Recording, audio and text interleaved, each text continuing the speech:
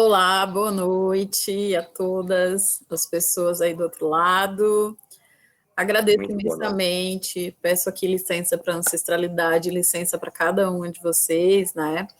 E com votos de que seja um momento bacana, encantado, de conversas mesmo. Eu sempre faço um convite para a gente conversar, né? Eu vim conversar, falar um pouco sobre a minha pesquisa, dizer que eu já fui em São Paulo em 2013, teve o primeiro encontro de filosofia da libertação latino-americana, era em Madalena, eu fiquei hospedada no centro, depois fui para Madalena, fui aí na 25 de março e tal, então passei uns dias por aí, o Parque Ibirapuera, que é bem bacana, encontrei cearense lá na lanchonete, porque a gente sempre encontra cearense em todo canto, enfim. Quero dizer que foi uma alegria imensa, assim, estar com o cursinho popular Nelson Mandela, né? Quando o professor me fez o convite, eu estou bem cheia de lives e tudo mais, mas eu falei, não dá para dizer não. E como eu estava falando aqui no início, eu estou ficando um pouco angustiada porque eu estou fazendo bastante lives e participando de eventos, né, cursos e tudo mais. E aí a sensação é que a gente está sempre se repetindo, mas eu fiquei pensando, não, eu vou me repetir, né, em relação a muitas coisas que eu tenho falado, porque eu acho que é importante, né, e eu estou sempre trazendo uma introdução e um convite para a gente pensar desde outras perspectivas, com outras perspectivas, né. E não sou professora da UFC, eu sou bacharel e licenciada em licenciatura, bacharela e licenciada em literatura, em filosofia, eu sou alucinada por literatura, em filosofia pela Universidade Estadual do Ceará, e aí eu fui para a Bahia, morei 5 anos em Salvador e cursei o mestrado em educação na UFBA. Depois eu voltei para o Ceará, porque aqui no Ceará, na pós-graduação de educação da Universidade Federal, a gente tem um eixo voltado para as africanidades, né? Então, são pesquisas totalmente voltadas para as africanidades, para questões indígenas, e aí eu digo, eu vou voltar para a minha terra para conversar, porque na UFBA, na educação, eu só assisti aula sobre africanidades porque eu fui para outros espaços, na verdade, para um espaço que é o doutorado multi-institucional, multidisciplinar, que tem sede lá na UFBA, e o professor Eduardo Oliveira, que foi meu orientador, com quem eu trabalhei 5 anos, é professor nesse doutorado, né? Então, foi por isso que eu estudei africanidades, porque no programa de educação mesmo da UFBA não existia nada voltado para africanidades. Eu digo, nenhum componente curricular voltado para as africanidades. E aí eu vim para o Ceará, e aqui tem o Henrique Cunha Júnior, que inclusive é paulista, mas está aqui no Ceará há muitos anos, é professor titular na UFC, tanto no programa de educação como de engenharia, e é uma figura incrível, a professora Sandra Petit, que me orienta e desorienta aí desde a minha graduação, quando eu comecei a estudar filosofia africana, e a gente vai conversar um pouco sobre esse começo, esse encontro, e também o meu desencanto com a filosofia. E aí terminei meu doutorado ano passado, assim, porque a gente, né, vem nesse processo desse desgoverno que quer nos destruir, é um desgoverno genocida, racista, epistemicida. Então, é muito difícil concurso, e aí para mim é um pouco difícil, né, porque eu sou da filosofia, mas fiz mestrado e doutorado em educação, então é muito difícil concursos voltados para essas duas áreas, e aí eu estou nessa, né, buscando concurso, buscando trabalho, inclusive. Mas, enfim, faço parte do NACE, que é o Núcleo das Africanidades Cearense, que é coordenado pela professora Sandra Petit. A Sandra Petit, que foi minha orientadora, a Sandra, ela criou um conceito belíssimo, que é o pretagogia, uma pedagogia de pretos para brancos, negros e índios, que é um referencial teórico, metodológico muito interessante. E a Sandra é cubana, tem uma história muito rica, e também faço parte da Rede Africanidades, que eu fundei juntamente com o professor Eduardo Oliveira, Luiz Carlos Santos e outras pessoas. A rede tem sede lá na UFBA, e, enfim, estou na BPN, na Rede Brasileira de Mulheres Filósofas, sou da Afrocel, que é a Academia Afro-Cearense de Letras, aí eu brinco que eu sou imortal, que eu estou lá, mas, enfim. E é isso, só é um pouco dessas minhas andanças como pesquisadora. Bom, falando um pouco, deixa eu já sobre a minha fala, né, o meu convite do professor Júlio, que eu agradeço imensamente, né, esse convite para essa troca. A filosofia africana, caminhos, perspectivos femininos e poéticas de encantamento, né? A gente poderia ver filosofia africana para nossas resistências, poderíamos resumir dessa forma. E eu tenho começado fazendo um convite para a gente fazer sempre esse movimento Sankofa, né? O que é esse movimento Sankofa? A gente sempre buscar as nossas raízes, buscarmos nos enraizarmos, ou seja, conhecer a nossa história, conhecer a nossa cultura, conhecer os nossos saberes, né, que são tão marginalizados ainda, né, em pleno século XXI. Então, é isso, tem um provérbio que diz, se não souberes para onde ir, saibas ao menos de onde tu vens. Então, esse convite Sankofa é o convite da filosofia africana, né, da gente se enraizar, da gente conhecer a nossa história, valorizar os nossos saberes e estudar desde esse lugar, né, das africanidades que tecem as nossas existências. Esses são os símbolos, Sankofa, que está aqui no ladinho, né, é um símbolo adinkra. Os adinkras são símbolo dos povos Akans, a região de Gana, ali, de África. E o outro convite, né, sempre para a gente não esquecer das nossas escrevivências, né, esse conceito de Conceição Evaristo, que para mim é um dos conceitos mais potentes que a gente tem na atualidade, que é exatamente esse movimento Sankofa em torno dessa ancestralidade africana, né, em terras brasileiras, da ancestralidade indígena, né, da gente entender que nada nasce imune às nossas experiências, nossas vivências, né, e ao que nós somos. E nós somos fruto de uma ancestralidade, nós somos fruto de uma cultura, nós somos frutos de uma comunidade. E é muito importante a gente sempre lembrar e carregar isso conosco em nossas andanças, seja na academia, em qualquer lugar onde estejamos. E o outro convite, né, que o Paulo Freire e a Bell Hooks já falam muito sobre isso, né, a Bell Hooks nesse diálogo com o Paulo Freire, que é esse símbolo da gente trazer sempre, né, que o nosso discurso seja muito próximo da nossa ação, que é o nosso grande desafio, né, na atualidade, discursar e agir, né, dessa forma unitária e em comunhão, né, esse discurso e essa ação. Então, pensar essas escrevivências é pensar desde o nosso chão de pertencimento, ou seja, é pensar a nossa realidade. E o que a gente pode fazer para transformar essa realidade. Eu trouxe a Chimamanda porque eu acho a Chimamanda, eu gosto muito de literatura, eu não sei filosofar, pensar sem ser perpassada pela literatura, e eu aprendo muito filosofia africana desde a literatura africana e afro-brasileira. E a Chimamanda, né, talvez vocês já tenham visto aquele vídeo dela, O Perigo de uma História Única, é um vídeo incrível, né, que é simples, mas que ela chama atenção, né, para esse perigo desse legado roubado do Ocidente, que nega o nosso conhecimento, que roubou o nosso conhecimento, e que conta uma única história, e quer que essa história seja universal, e não pode ser dessa forma. Então, a Chimamanda, ela faz um convite, né, que é importante nós começarmos a planejar e sonhar um mundo diferente, um mundo justo.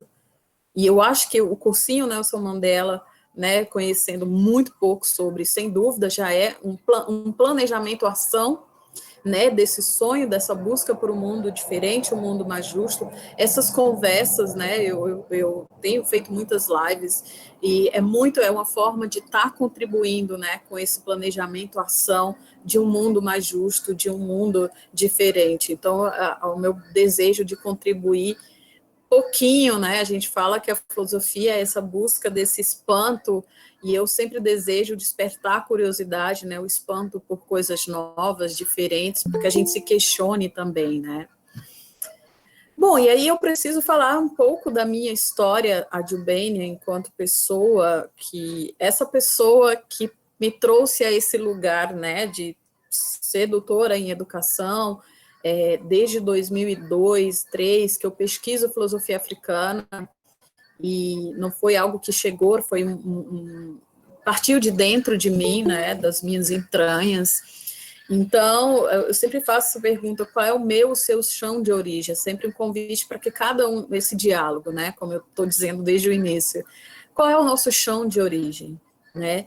Eu nasci nessa comunidade onde eu estou, uma comunidade chamada Pau Preto, interior, né? É tão interior que, para vocês terem noção, eu nasci sobre luz de lamparina, que a gente não tinha energia elétrica, que só veio ter energia elétrica quando eu tinha uns 12, 13 anos, a gente não tinha água encanada, então até 15 anos, que foi quando eu fui estudar em Fortaleza, porque meu pai dizia que ia dar para os filhos aquilo que ele não teve, que foi educação, né, poder estudar, mas ainda cursou até o 7º ano do ensino fundamental, a minha mãe até a 8ª série, né, e sou a primeira da família a ter um doutorado, uma das primeiras também a ter mestrado, enfim, e acho que isso diz muito, né, e então até meus 15 anos eu colocava água na cabeça para abastecer a casa, porque não tínhamos, né, água encanada, e meu pai encanou do rio que tem aqui, que às vezes seca, porque a gente vivencia seca também, de ver bicho morrendo de sede,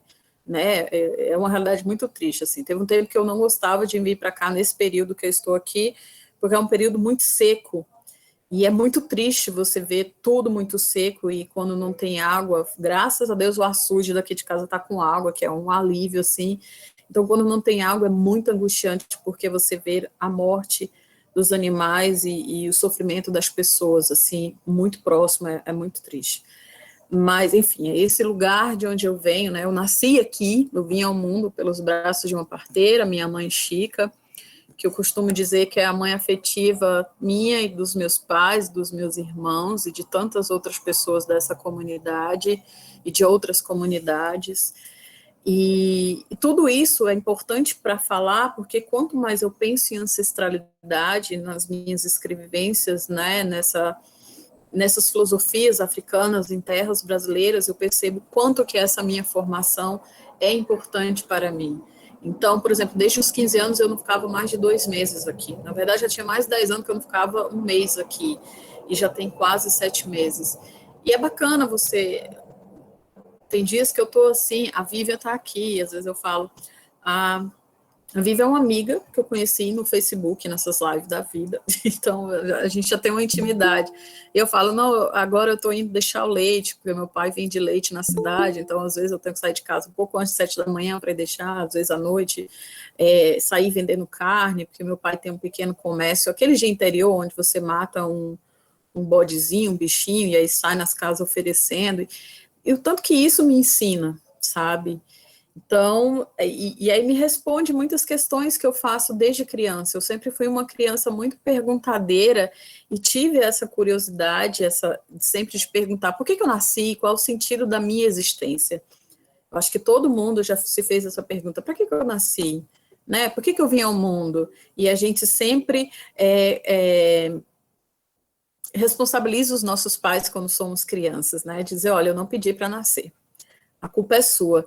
E a gente vai crescendo e vai deixando de fazer essas perguntas, porque a gente vai crescendo, o mundo vai nos engolindo com um tempo que não é outro, com um tempo que não nos permite muito pensar sobre quem somos, o que realmente queremos. Então, quando eu penso essa filosofia africana perpassada por esses saberes ancestrais femininos, pela ancestralidade, pelo encantamento, é esse convite para a gente sempre se perguntar qual o sentido da minha existência, qual o sentido da minha ação, né, da nossa ação enquanto educador, enquanto educanda, né, enquanto ser que está vivo e que está implicado em transformar esse mundo um lugar melhor. E muitas vezes a gente não se implica porque a sociedade nos julga como inferiores, diz que não somos capazes. E aí a gente precisa, né, dessa troca para a gente aprender, não esquecer o quanto que nós somos capazes e importantes. Então foram essas perguntas, né, dessa criança e dessa adulta que me levaram ao curso de filosofia. Eu nunca tive, digamos assim, as pessoas me encorajando a cursar filosofia, muito pelo contrário, mas eu com uns 13 anos de idade, 12, não sei, eu estava muito angustiada em torno disso, dessas minhas perguntas sobre a existência, e uma angústia de eu não posso falar com as pessoas e dizer o que eu penso sobre alguma coisa, porque eu não conheço nada 100%, nem eu mesma. E aí eu ouvi um jornal onde dizia, a gente não tinha energia elétrica, mas meu pai transformava, a gente estudava na cidade aqui a 36 quilômetros daqui de casa. Meu pai tinha um pau de arara, eu não sei se vocês sabem o que é, mas esses carros que fazem linhas, né, levando o pessoal do interior para a cidade. E eu aprendi a dirigir com 12, 13 anos, para que eu pudesse ajudar, né? Então, meu pai comprava milho, feijão, eu ia buscar, eu pesava, eu tenho hérnias de disco por conta desses balde na cabeça, desses pesos. E aí era o pau de arara existia para que a gente pudesse estudar, né? Que era para abastecer o carro. E aí ele comprou um transformadorzinho que transformava a energia da bateria para que a gente pudesse assistir televisão. Então a gente assistia jornal e novela. Até hoje eu sou noveleira e gosto muito de jornal, enfim. E aí tinha uma reportagem que falava sobre um filósofo que havia morrido e uma frase que destacaram dele dizia mais ou menos assim: se você muda muito de opinião é sinal de que você pensa. Então, isso resolveu uma série de problemas para mim, e aí disse, eu vou fazer filosofia, né? Claro que eu pensava em fazer filosofia para mim como pessoa e cursar direito, porque eu precisava ganhar dinheiro, né? E aí eu decidi fazer só filosofia, e sigo sem ganhar dinheiro, mas dei sentido para minha existência. E, enfim. E aí, só que quando eu cheguei nesse curso de filosofia, né, foi um processo de desencantamento. Eu ia falar aqui sobre o que eu tenho falado muito, né? Já tem artigos escritos, um artigo sobre isso, então vocês podem ler, que é essa história que eu tenho conversado muito desde o meu sertão, né? Esse sertão, que é esse território que me habita, nós somos territórios também, né? Essas nossas escrevivências e essa escuta, né, sensível, essa escuta de quem somos nós, eu vou já falar um pouquinho sobre isso. E aí, enfim, esse meu encontro com a filosofia me trouxe desencantamento, porque eu não me enxergava naquele lugar, né, como mulher negra, como sertaneja, como periférica, porque eu fui morar na capital do Ceará, em Fortaleza, porém na periferia, nunca morei no centro, e essa mulher latino-americana, né, então a gente não existia, a gente... eu acho que o pensamento latino-americano ele era marginalizado, colocado à margem, né? Mas o pensamento negro ele era negado, ele era invisibilizado. Acho que mais do que isso, né? É o genocídio, o epistemicídio mesmo, aliás, né? Esse epistemicídio que também é a morte do corpo. A gente precisa entender que o epistemicídio não é só a morte do conhecimento. Quando você mata o conhecimento das outras pessoas, você mata o sentido da existência, né? Então, é uma morte física e mental, intelectual, enfim. Então, eu me sentia como você não existe, né? E quando se falava de alguma mulher filósofa, é sempre, né, sob a asa de algum outro filósofo, né? Assim, Sartre e Simone de Beauvoir, sempre essas coisas assim. Então, aquilo me incomodava muito, me trouxe muito desencantamento, me adoeceu fisicamente, né? E aí eu digo, mas eu busquei filosofia porque eu achava que ela que ia dar sentido para a minha existência, porque eu falo que eu não fui para a filosofia buscar respostas para as perguntas, mas dar sentidos para essas perguntas, fundamentar essas perguntas e sair tecendo mais perguntas sobre as coisas. E aí, né, esse desencantamento, porque eu não podia pensar desde esse meu chão, esse meu sertão, né, era esse encontro, essa pergunta, se só é possível filosofar em alemão, como filosofar em português? Porque essa é a minha linguagem, né, esse português. E aí eu comecei a me questionar, como será a filosofia em África? Eu nunca me perguntei se existia uma filosofia africana. São 17 anos de pesquisa por aí, e eu ainda escuto essa pergunta, e já ouvi muito. E uma das coisas que mais me entristece, que geralmente essa pergunta vem de professores universitários e professoras.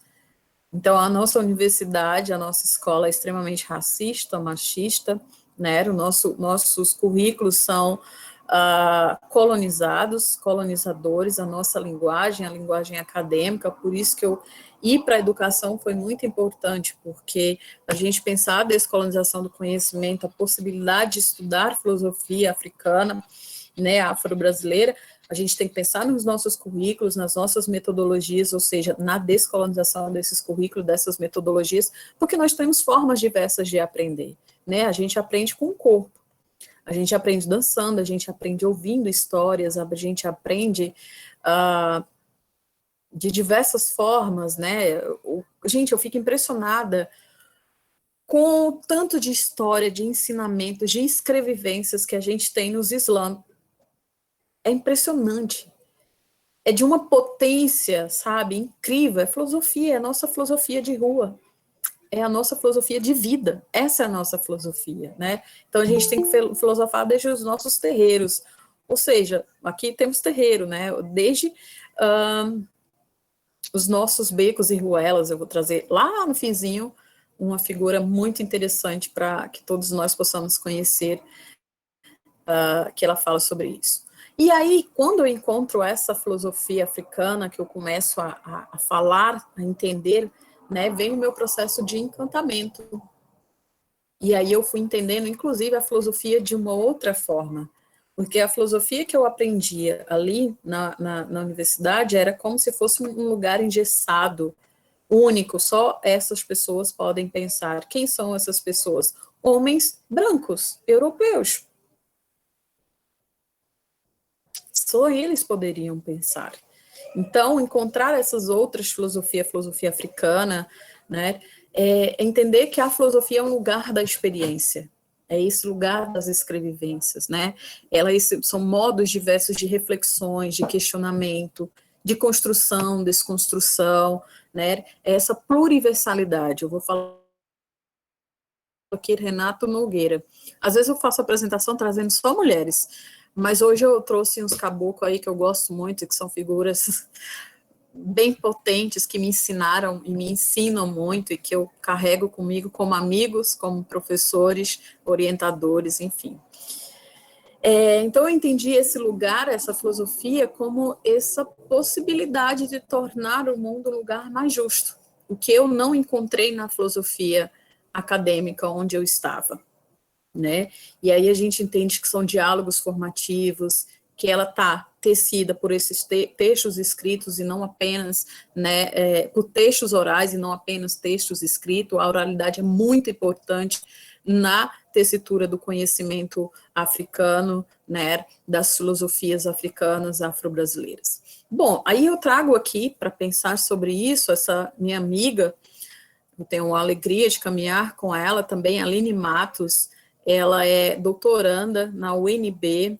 Desde a graduação ela pesquisa filosofia africana, desde a graduação ela faz um diálogo e traduções de texto de uma pensadora muito bacana que o Brasil está cada vez mais lendo e aprendendo com ela, que é a Yorunkei Yomi, né, uma nigeriana. A gente vai falar com ela daqui a pouquinho.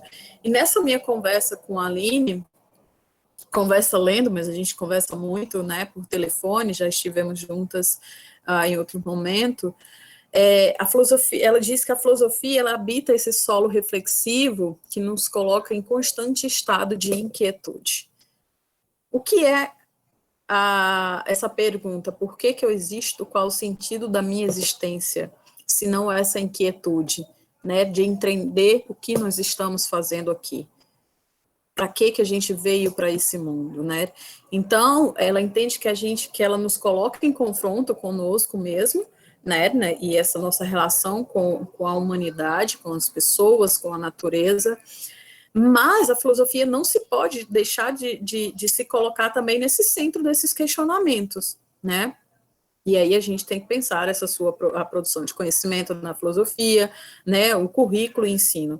Então, quando a gente pensa outras filosofias, pensa a filosofia africana especificamente, e aí eu falo filosofia africana, mas é pensando desde uma perspectiva plural, são filosofias africanas. A Wanda Machado diz, a Wanda Machado é uma grande pensadora, né, educadora da Bahia, escritora, ela escreve livros principalmente, mas não apenas, infantos juvenis e de contos, enfim.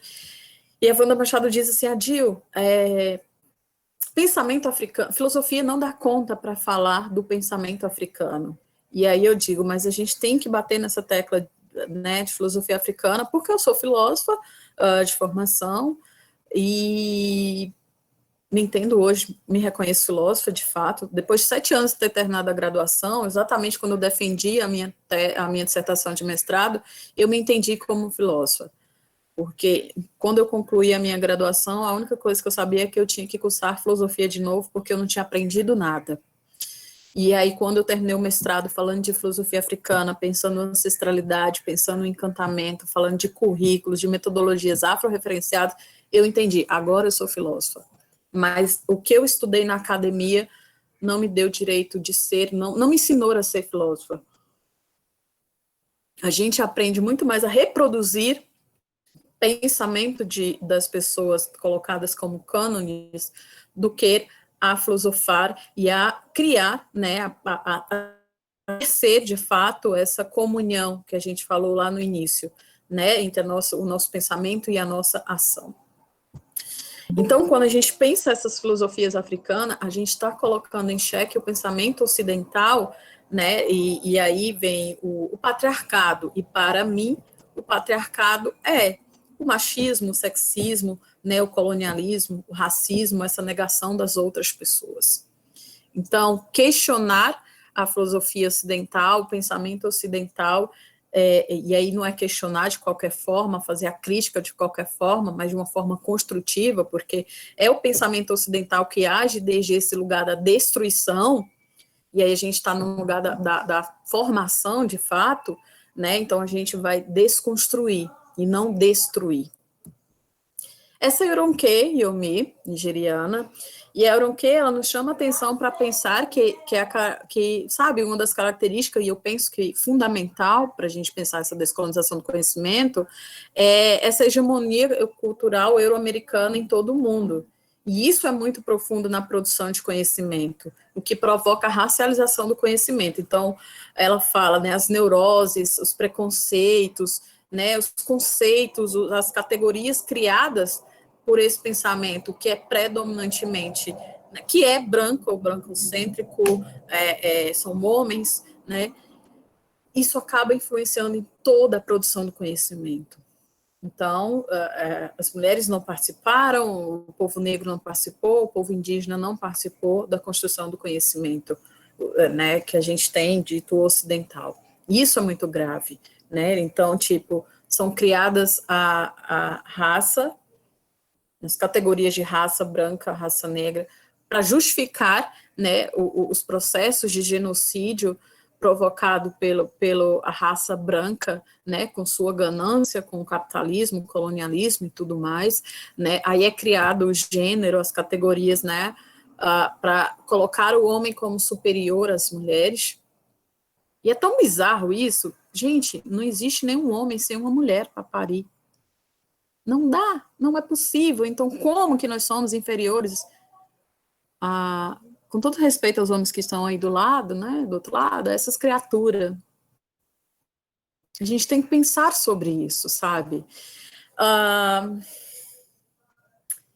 E aí a Grada Quilomba, essa moça aqui do cantinho esquerdo, afro-portuguesa, eu acho ela maravilhosa, e ela traz uma arte, né, uma estética muito bacana para essa desconstrução da colonialidade, né, para a descolonização do conhecimento, dos sentidos, porque a gente não se entende separado, corpo e razão, né, nós somos de corpo inteiro, e ela diz que esse uso desse masculino genérico para designar a humanidade, ele reduz automaticamente a existência das mulheres à não existência. E aí eu lembro da minha criança, que sempre se sentiu extremamente incomodada e agredida quando se dizia o homem para dizer o ser humano. E eu me lembro criança dizendo, professora, mas não é o ser humano, porque eu não sou homem, né? E aí, quando eu digo a descolonização do conhecimento é a descolonização da linguagem também. A nossa linguagem corporal, né, a nossa linguagem escrita, a nossa linguagem falada, ela é muito racista, ela é muito colonial, ela é machista. Então, a gente tem que pensar sobre isso também.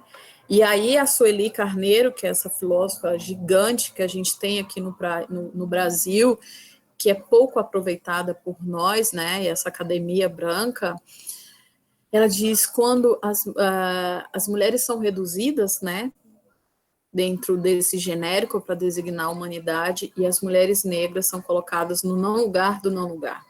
Então, as mulheres são colocadas no não lugar, e as mulheres negras são colocadas no não lugar do não lugar. E aí a gente que está, eu acho que não só apenas na filosofia, a gente percebe o quanto que isso é forte, né, no nosso cotidiano acadêmico, não apenas. Bom, e aí a Bell Hooks, né, temos aqui a Bell Hooks, ela nos fala sobre, né, que essa cultura de...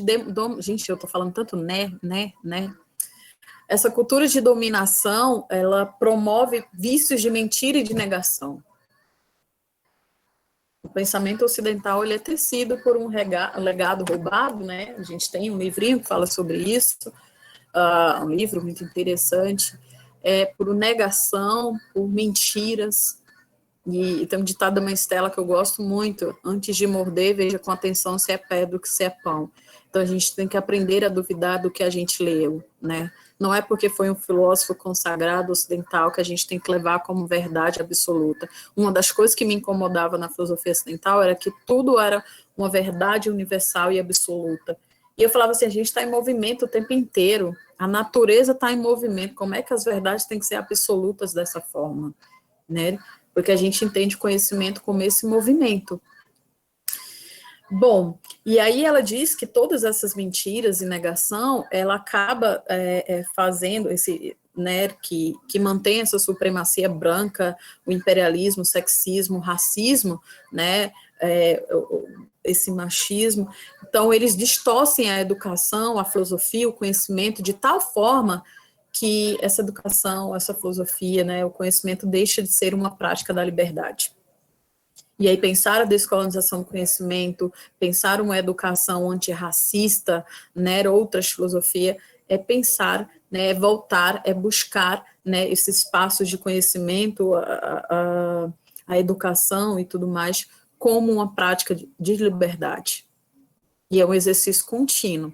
Esse é o Anderson Flor, professor da UNB, ele alimenta um site de filosofia africana, com textos em português, espanhol, inglês, francês, maravilhoso, é meu amigo, meu orientador, foi meu orientador no doutorado, incrível, assim.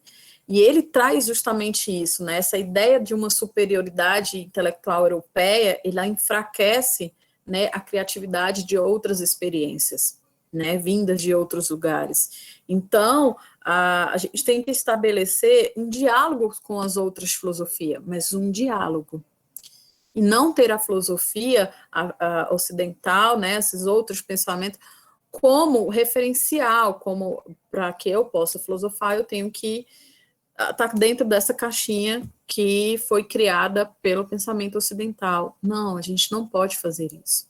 Eu lembro que na defesa do meu mestrado, um filósofo, inclusive africano, ele falou, olha, mas você não trouxe, né, os cânones da filosofia. Mas de que filosofia? Era da filosofia ocidental. Eu falei, não trouxe nem vou trazer. Porque eu quero falar de filosofia africana, e eu não preciso trazer essas criaturas para validar o pensamento desses filósofos africanos e afro-brasileiros.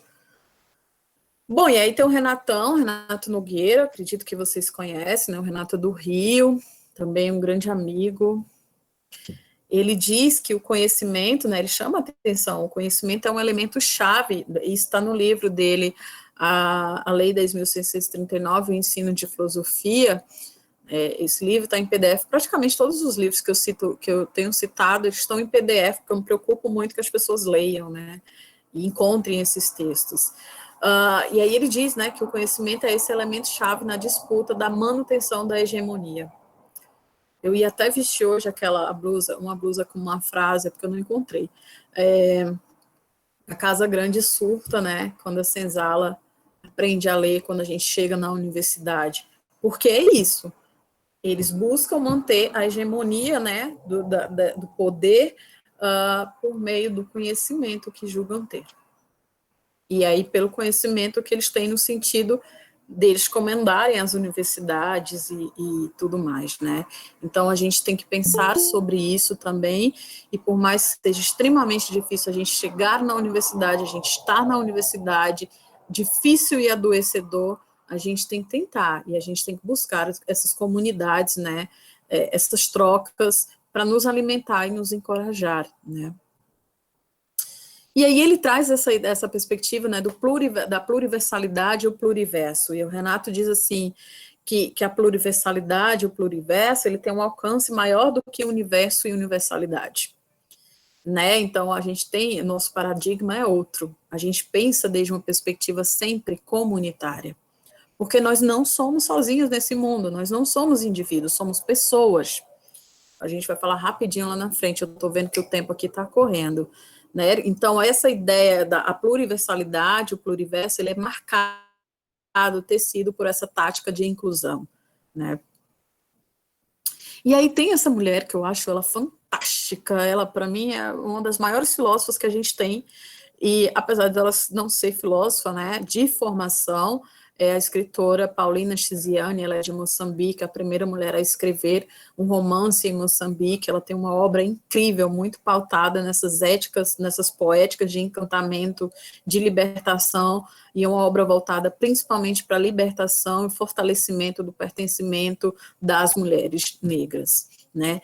E ela diz, tem um artigo dela bem curto, onde ela fala tudo isso aqui que eu acho, uau, é isso. É impossível a filosofia africana a partir de um livro da Europa. Não tem como a gente aprender filosofia africana desde o pensamento europeu, a gente aprende desde a nossa perspectiva, né? Desde o Júlio está aí só alimentando o bate-papo com as referências, gratidão. E a Paulina, quando ela diz isso, não haverá filosofia africana a partir de um livro da Europa, é para chamar atenção, a gente tem que produzir desde essa nossa história, as nossas escrevivências, o nosso chão. E aí, voltando para que o Anderson disse, a gente pode dialogar com esses livros, essa produção que vem da Europa, mas dialogar. Né? E aí ela diz isso, né, esse processo da colonização, ela chama atenção a Paulina fez parte, a Paulina participou ativamente do processo de libertação de Moçambique. Moçambique deixou de ser colônia há muito pouco tempo. Né? Essa filosofia africana contemporânea, da qual falo, ela é da década de 40 para cá.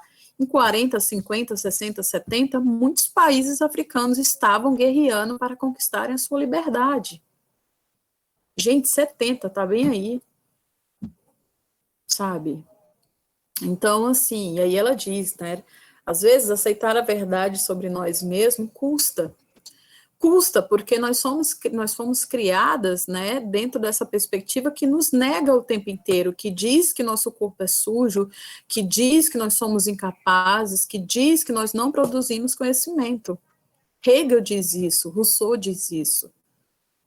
A filosofia ocidental foi extremamente utilizada para justificar os processos de escravização, né, de genocídio.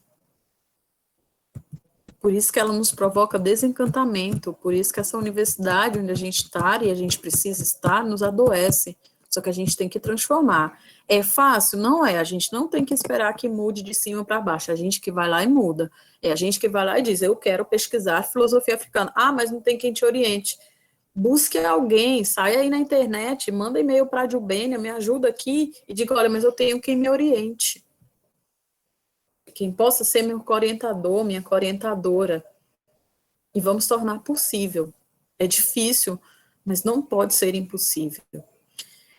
E aí ela chama atenção para essas duas coisas que eu acho muito importante, né? Que não é possível falar de filosofia africana sem falar da nossa espiritualidade, sem reconhecer a nossa espiritualidade. E espiritualidade é muito maior do que religião. Espiritualidade é a nossa relação com o mundo, com a nossa existência, essa implicação, esse encantamento pela vida, essa responsabilidade pela a vida. E aí não é só a minha vida, mas a vida das pessoas, porque somos comunidade, né? E aí, quando ela diz a intelectualidade africana começa na esteira, é essa perspectiva também da gente sentar, da gente ouvir as nossas mais velhas, nossos mais velhos, né? a gente aprender com essas escrevivências que nos permitiram estar aqui.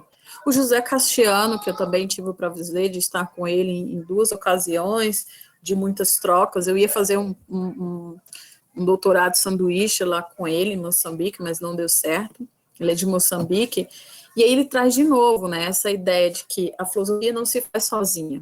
A gente pode estar escrevendo ali sozinho o que a gente pensa, mas ela parte desse diálogo, né, dessa troca. É uma troca, são as conversas, os diálogos. E aí sempre, né, textos escritos e orais, ou seja, as nossas escrevivências. O Eduardo Oliveira, né, ele nos ensina que a filosofia africana, ela nasce do encantamento, que é essa atitude frente à vida que eu venho falando, né? É uma filosofia tradicional, ou seja, a gente aprende com as nossas tradições, mas entendendo que a tradição também está em movimento, ela não é estática, né? É uma filosofia que se abre para todas as possibilidades, né? Ela é pluriversal, ela busca a inclusão, né? Então, ela deseja a diversidade, quanto a diversidade nos proporciona conhecimentos, maiores conhecimentos, né? E ela é tecida pelas nossas cosmopercepções e sensações, que eu vou já falar sobre isso. Então, ela tem a cultura como um grande eixo, essa criticidade contínua, essa perspectiva de que os conhecimentos estão interligados, por isso que eu uso esse símbolozinho aqui, né? O símbolo do meu livro, né, que é o Anansi, para dizer está tudo interligado, a teia de aranha, né, está tudo interligado. Essa transmissão das nossas histórias, da filosofar desde o nosso chão, é do local do nosso chão para o mundo, e aí os textos escritos, orais, e eu tenho entendido o pensamento africano, né, afro-brasileiro, enfim, ancestralidade como feminina. E isso é muito importante, porque em grande parte, também na filosofia africana, em grande parte são os homens que estão escrevendo, produzindo, publicando, viajando, falando sobre. As mulheres não. Mas assim, todos eles falam das mulheres que o formaram. Da sua mãe, da sua avó, de uma tia, todos. Porque é isso, você pensar no seu chão de pertencimento, você pensar na sua realidade, você pensar na sua comunidade, é perceber como são as mulheres que estão ali, né, perpassando essas existências, permitindo que a gente produza conhecimento. Então, o pensamento africano, eu tinha entendido que o conhecimento, ele é tecido pelo feminino. E a gente vai falar rapidinho sobre isso já já. Eu vou correr um pouco, porque eu já estou, né? Esses são os princípios da filosofia africana pensada desde o Brasil: ancestralidade, diversidade, integração, a tradição, né? Tem esses objetivos de dizer que nós podemos, sim, construir um outro mundo, um mundo mais justo, né? Outros mundos são possíveis, essa ideia de que nós somos pessoas, e aí a gente poderia dialogar muito com Frantz Fanon, né? Dessa questão da psique, entender que nós somos pessoas produtoras de conhecimento, cheias de potência, né, e a filosofia aparece como esse convite à emancipação, às praxes de libertação. Então, a gente pode sim, e a gente constrói e faz uma filosofia de ponta desde sempre. Essas são as correntes da filosofia africana com as quais eu trabalho, eu tenho artigos aí onde eu falo sobre isso, né, tem no meu livro. Eu não trouxe porque ia demandar um tempo, e eu quero falar mais coisas que eu acho que é mais geral para a gente pensar sobre tudo isso. E aí eu tenho trazido sempre esses conceitos que eu acho muito importante, e aí nesse diálogo com a descolonização da nossa linguagem, dessa mudança de paradigmas, né? A ideia de cosmopercepção, de pessoa, de corpo, na escuta sensível e a ética do cuidado. A cosmopercepção que a Euronquê fala para a gente é que a gente percebe as coisas de mundo de formas diferentes, né? A gente não é oriundo de uma cosmovisão, mas de cosmopercepções, são as formas diversas como percebemos. E aí ela também traz as cosmosensações, nós sentimos e por isso aprendemos, ensinamos de formas diversas. A oralidade é muito importante para a gente. E a oralidade é cheia de movimento, o nosso corpo fala, então ela é cheia de sensações. A ideia de comunitarismo, eu trouxe aqui a Samboufou Somer, que é maravilhosa, é de Burkina Faso, e ela fala, a gente não existe sem uma comunidade. É a comunidade que mostra os nossos dons. Então, sem a comunidade, a gente adoece, né? E é importante a gente pensar sobre isso, porque a gente se pensa desde essa noção de pessoa. Aqui eu trouxe o Rampa Tebá, acho que não botei uma foto dele, mas enfim. É porque eu queria botar só foto de mulheres. Mas aí eu acabei botando e esqueci da foto dele aqui. Desculpem. O Rampa Tebá, ele fala muito sobre a importância da palavra, a importância da educação e como a educação em África é totalmente diferente. Né? Você aprende o tempo inteiro, mas você aprende vivenciando, ouvindo as pessoas mais velhas, vendo elas trabalharem, né? Vendo elas em seus ofícios, ou participando das reuniões, ouvindo. Esteja, né? Ele diz para a gente ter um ouvido aberto para aprender, né? Mas, e aí é com desejo de aprender. Então, a gente se pensa pessoa, e eu tenho dito que nós somos ancestrais, nós somos corpos ancestrais, porque nós estamos em movimento, porque existe toda uma ancestralidade que nos permite estar aqui, porque para que a gente muitas pessoas vieram antes de nós, aí a gente pode pensar, nossos pais, os pais de nossos pais e tudo mais, mas todas essas comunidades onde eles estiveram, por onde andaram. Né? Então, nós somos ancestralidade também. E essa noção de pessoa também entender, a gente só existe em relação com as outras pessoas, com a comunidade, com a natureza. Sem a natureza, nós não existimos.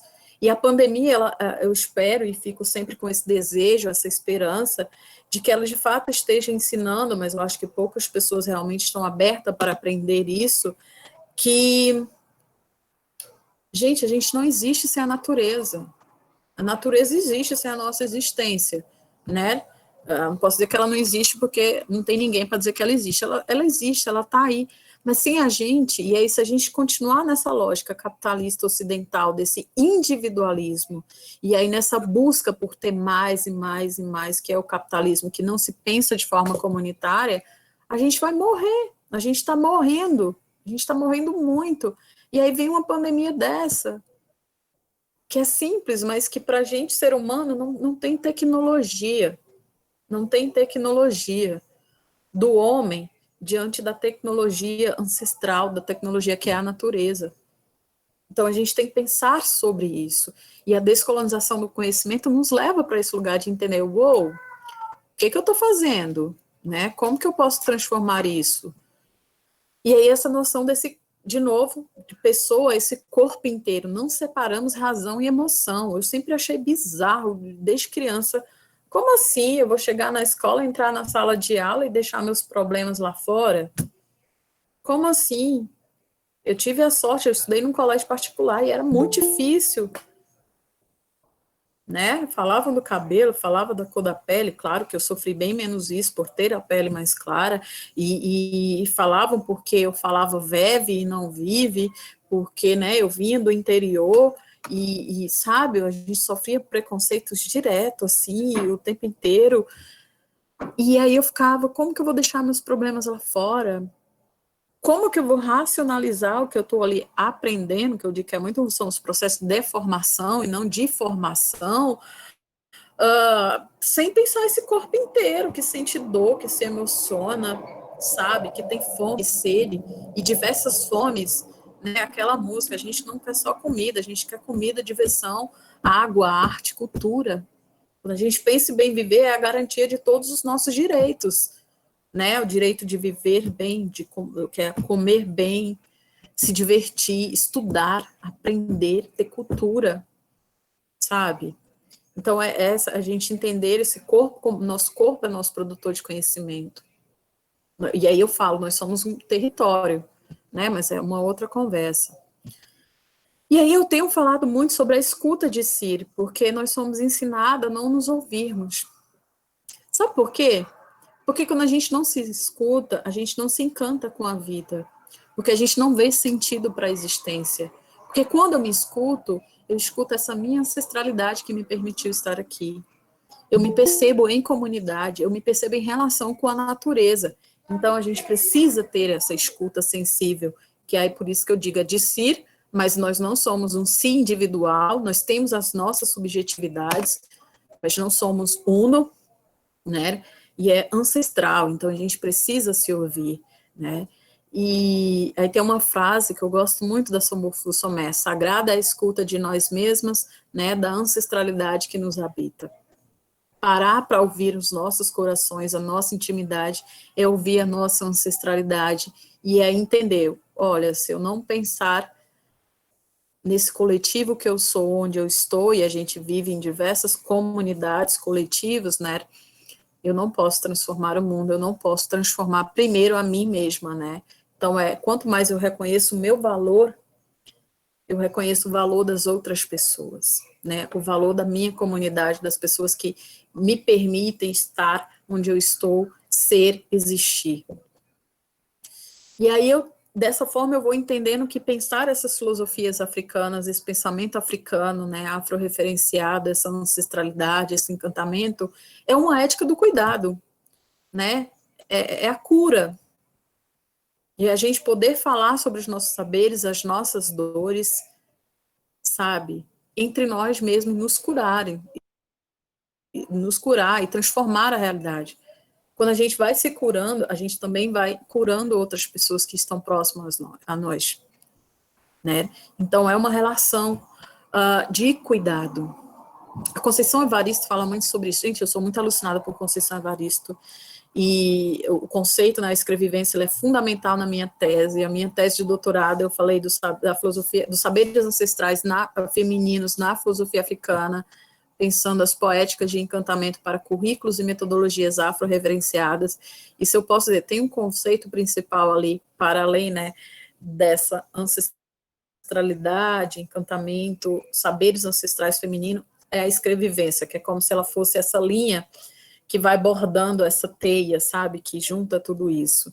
E isso é cuidado, né? Ela fala sobre isso. A gente pode usar aquela frase, né, tão famosa e tão significante para a gente, né? Eles combinaram de nos matar, mas nós combinamos de não morrer.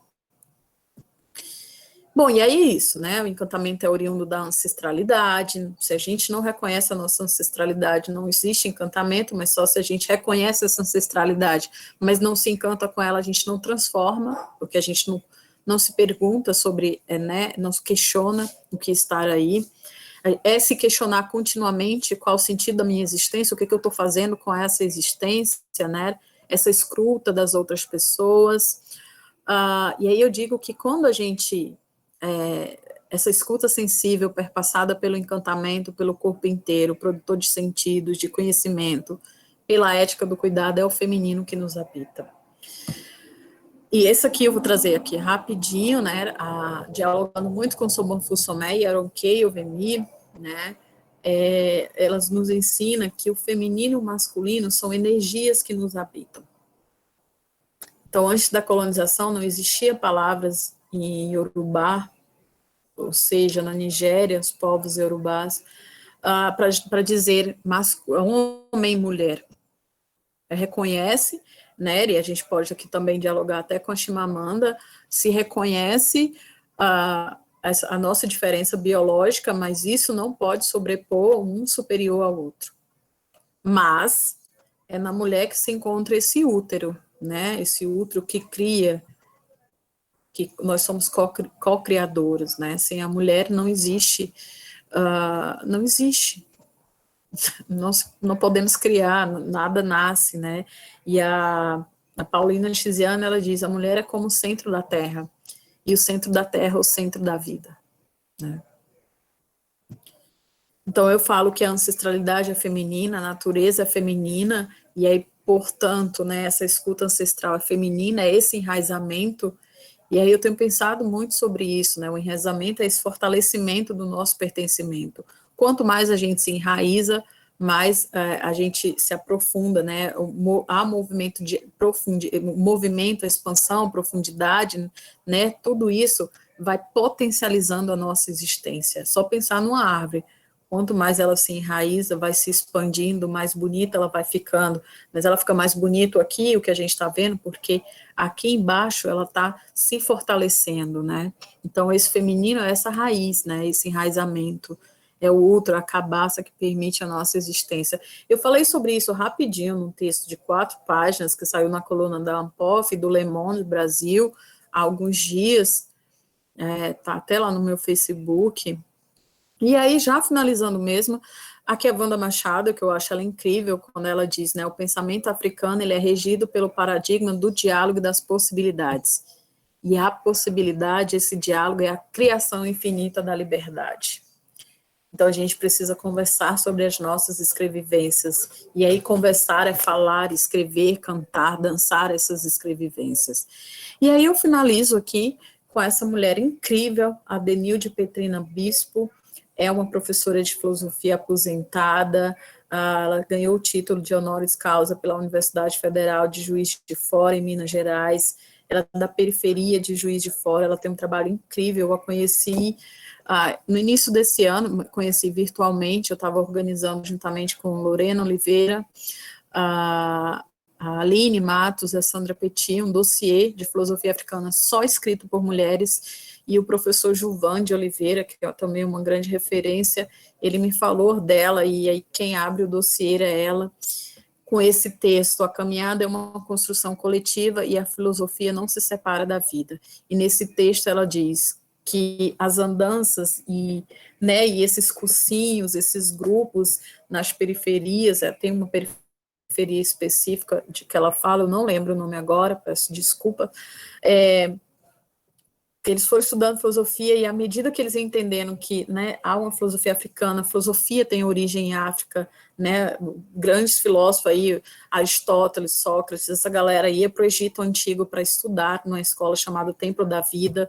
Então, a filosofia, ela nasce em África.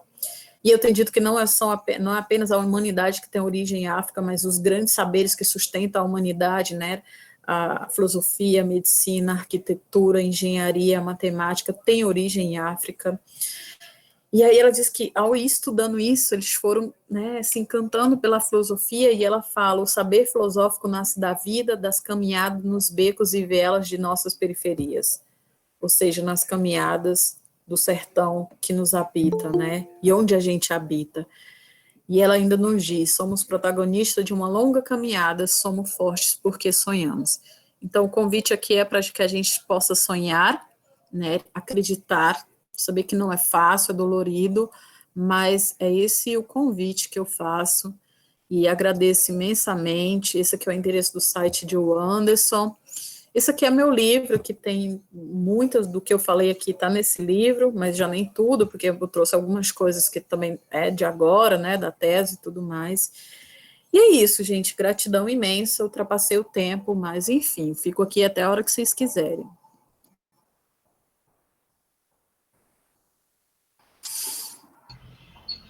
Olha, você não ultrapassou tempo nenhum. Peraí.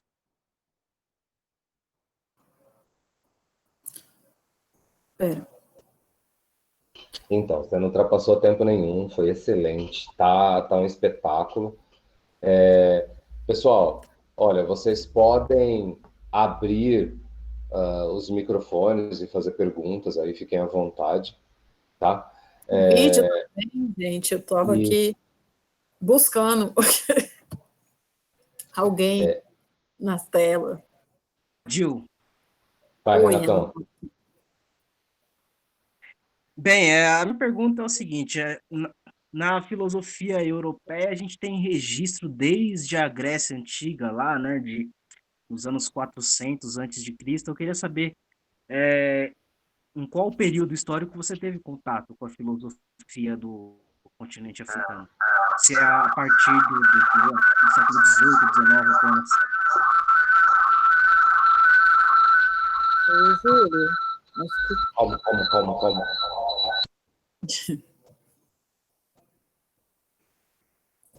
Você conseguiu entender? Entendi, Renato. Então,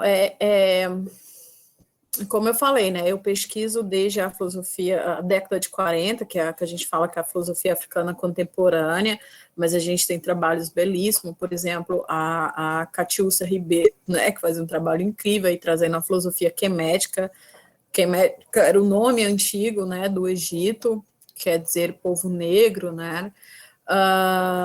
E aí é isso, a gente tem referência de mais de 1000 anos da filosofia antes da Grécia. E é até engraçado que eu lembro que no meu período de escola me incomodava muito, porque parecia que a Grécia tinha surgido do nada, naquele período, assim. Então, eu não tenho domínio para te falar um pouco mais dessa filosofia africana antiga, li muito pouco sobre isso, assim, no sentido de que eu não me autorizo a dar aula sobre isso. Mas é como eu disse, né? É porque a gente encontra pouquíssimas coisas traduzidas para o português, enfim, livros aqui no Brasil que falem um pouco mais sobre essa história da filosofia antiga, né? Filosofia africana antiga, que é muito anterior ao pensamento grego. E aí tem o professor Renato Nogueira também traz algumas referências, né? Bacana. Tem o Walter Duarte, eu organizei um dossiê de filosofia africana na revista Problemata, no ano passado, acho que saiu em novembro, alguma coisa assim, e lá tem um texto muito bacana do Walter Duarte, onde ele traz um pouco sobre respondendo essa sua pergunta. Walter Duarte e a Tiúcia são doutorandos na Universidade Federal do Rio de Janeiro. Perfeito, obrigado. Eu também sou um pouco mais apegado aos séculos 19 e 20 e o que tem acontecido mais recentemente. Então, sim, é isso aí. Agradecida. Eu queria te fazer uma pergunta, Adil. Meu nome é Áurea. Quando você fala dessa parte da filosofia, que realmente que as mulheres não são reconhecidas como filósofas, tudo, mas na parte de ancestralidade, principalmente africana, as mulheres são referências, popularmente falando. Pode ser que não estejam nos livros, mas popularmente falando, e principalmente na parte da religiosidade, os orixás femininos, eles são muito mais cultuados, muito mais venerados do que os homens. Então, você vê que nesse lado, no sentido africano, do lado popular, o lado da mulher, ele é muito mais respeitado, muito mais cultuado. Você concorda com isso ou não? Sim, Áurea, e aí vem a minha questão de dizer e afirmar categoricamente a filosofia africana é feminina. Porque como pode ser uma filosofia tecida pelas nossas tradições, né, pela nossa cultura, e essa cultura perpassada por esse feminino, né, e principalmente, mas acho que não só aqui no Brasil, né, por esse feminino que está nessa fronte, produzindo, criando e tecendo essas ancestralidades, não faz sentido essa filosofia não ser, né, feminina. E aí vem a minha crítica, que inclusive tem o Bidima, eu até escrevi um pouco sobre isso no artigo que eu escrevi para uma revista, a revista Ítaca, que é da Federal do Rio de Janeiro, que saiu um dossiê de filosofia africana no início do ano. O Bidima, ele faz isso, que é o grande problema atual da filosofia africana, é que ela não trouxe duas questões absolutamente importantes, absolutamente significantes, e que a gente tem que fazer essa discussão, que é discutir o feminino, a mulher e as crianças. E aí, quando você traz isso, é o que eu sempre falei, cara, não faz sentido você pensar essa filosofia africana, que em grande parte são os homens que estão escrevendo sobre isso, em África e no Brasil também, graças aos orixás, né? Agora as mulheres, tem já um grupo de mulheres bacanas estudando filosofia africana, escrevendo sobre isso, né? Nessa coluna que eu disse que eu escrevi para a Ampof, Le Monde, me fizeram um convite, eu convidei o bonde, como eu estava falando com a Nayara Paula, que estuda estética africana, filosofia africana desde a estética, né, a gente tem que chamar o nosso bonde, é isso, a gente tem que andar em bonde, eu fiz, não, vamos convidar mulheres, né, por isso desse dossiê, só de mulheres escrevendo sobre, e claro que a gente teve homens enviando texto, mas eu estou falando sobre a autora tal, eu digo, meu bem, mas não é, a gente quer só mulheres escrevendo, e aí você escuta um monte de coisas, né, e tal. Então é isso, e aí eu falava, não dá para a gente dizer que essa filosofia não é feminina. E aí o que a gente vê no Brasil, que é uma coisa que a gente tem que pensar, porque realmente, quando é para falar sobre infância negra, né, sobre relações étnico-raciais, sobre ancestralidade candomblé, são as mulheres, em grande parte, que estão escrevendo. Mas aí a filosofia, né, que é a filosofia, os homens querem estar à frente. Então, foi muito esse questionamento e a minha briga assim na minha tese para dizer isso, não tem como essa filosofia não ser feminina, porque é uma filosofia tecida pela ancestralidade. Também o que eu percebo um pouco assim também, assim, falando de história mesmo, quando você fala da Rainha de Sabá, quando você fala de Cleópatra, o que as pessoas criam é que eram mulheres lindas, brancas, e não, nós sabemos que a Rainha de Sabá, que foi o grande amor do rei Salomão, ela era uma negra. Então, assim, será que falta um Jesus pouco... era negão, cara. Não, é isso que eu falo.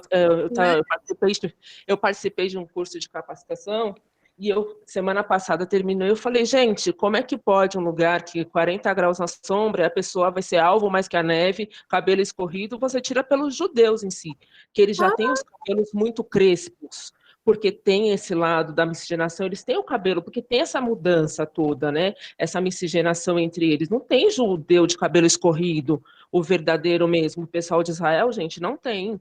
E aí, eu lembro que eu trabalhei numa empresa eu trabalhei num ateliê, e eu dava aulas de pintura, e a dona ficava indignada, porque nós temos o sobrenome judeu, e porque eu era uma negra. Aí e uma das minhas alunas na época era a sogra do Abílio Diniz, e ela falou para mim assim, ela falou assim, Simone, por que tanto espanto? A rainha de Sabá era negra. Então, muitas das pessoas não sabem disso. As pessoas criam isso, você tira por aquela coisa assim tão ocidental que você falou. Quem disse que Iemanjá é branca? Não é verdade? Justamente, ele se apropria do que é nosso e vai embranquecendo. Sim. E assim, quando essa parte de ancestralidade também, quando você fala, que eu acho que não está nos livros, mas que eu sinto bastante. O teu áudio cortou. Tá me ouvindo? Tá me Agora, ouvindo? exatamente como você fala, acho que quando a gente fala de ancestralidade que não está nos livros, mas eu sinto. O que eu sinto, assim, isso a gente vem da nossa família, desse lado da mulher negra muito forte. Elas são sempre o arrimo da família, né? Elas que trazem tudo. Eu tiro pela minha família, que são de mulheres extremamente fortes, que criaram homens e mulheres fortes, e eu vejo que isso é no geral das mulheres. Eu acho que é por isso que quando temos tantas escritoras, tantas filósofas hoje falando sobre essa parte, porque a referência na realidade, quem tomou conta dos terreiros no Brasil, que trouxe mesmo, que levou a fim, que leva até hoje, com tudo isso que nós passamos, foram as grandes mentes santas, as grandes babalorixás, né, que nós falamos. E eu sinto muito disso, que quando você entra, tem toda essa referência desse lado da mulher, que assim, não é tão devido tanta discriminação da religião em si, não, o povo não tem mais acesso e não conhece tanto. Mas eu sinto isso em vários filmes que eu também tenho assistido referente à África, essa força da mulher vindo à tona mesmo. Sim, mas é isso, eu tenho dito, e cada vez mais eu estou convencida disso, né, que nós mulheres somos lidas, muito lidas, nós não somos citadas, e muito do nosso pensamento é roubado também. Porque é isso, você vai, todo filósofo, ele fala da mãe, ele fala da criação, tem sempre aquela mulher, né, que o formou e tudo mais, e aí você diz, ela está ensinando, mas o pensamento é dele, né, esse pensamento é do homem. E aí a gente vai ver na história, né, muitas mulheres tiveram que, por exemplo, as primeiras universidades, elas estão em África, e aí eu descobri que, na verdade, é anterior às universidades de Timbuktu, né, que foi criado por uma mulher, eu estou estudando um pouco sobre isso e tudo mais. Então, sabe, não tem como a gente não pensar esse pensamento, esses saberes, como não sendo esse ancestral feminino, né. E aí o que você trouxe, e uma das coisas que me fascina na filosofia africana, não tem como você estudar filosofia sem passar pela literatura, sem passar pela geografia, porque muita coisa é geográfica. Quando o seu conhecimento do povo preto, né, do Egito é reconhecido, esse povo é embranquecido. Sim. E aí se você vai ler a Bíblia, e gente, a questão geográfica, não tinha como ter gente branca, né, aquele povo ser branco nesses lugares. É muito engraçado. Não tem como. Então, é só a gente pensar minimamente, né? mas aí a gente tem que não apenas pensar, mas provar 1000 vezes e 1000 vezes.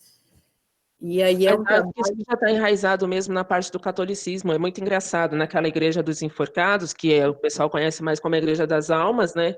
Porque culturalmente as pessoas vão lá toda segunda-feira acender vela. Um dia eu estava observando as imagens e eu comecei a rir, porque eu parei na frente de uma imagem de Santo Antônio de Categeró.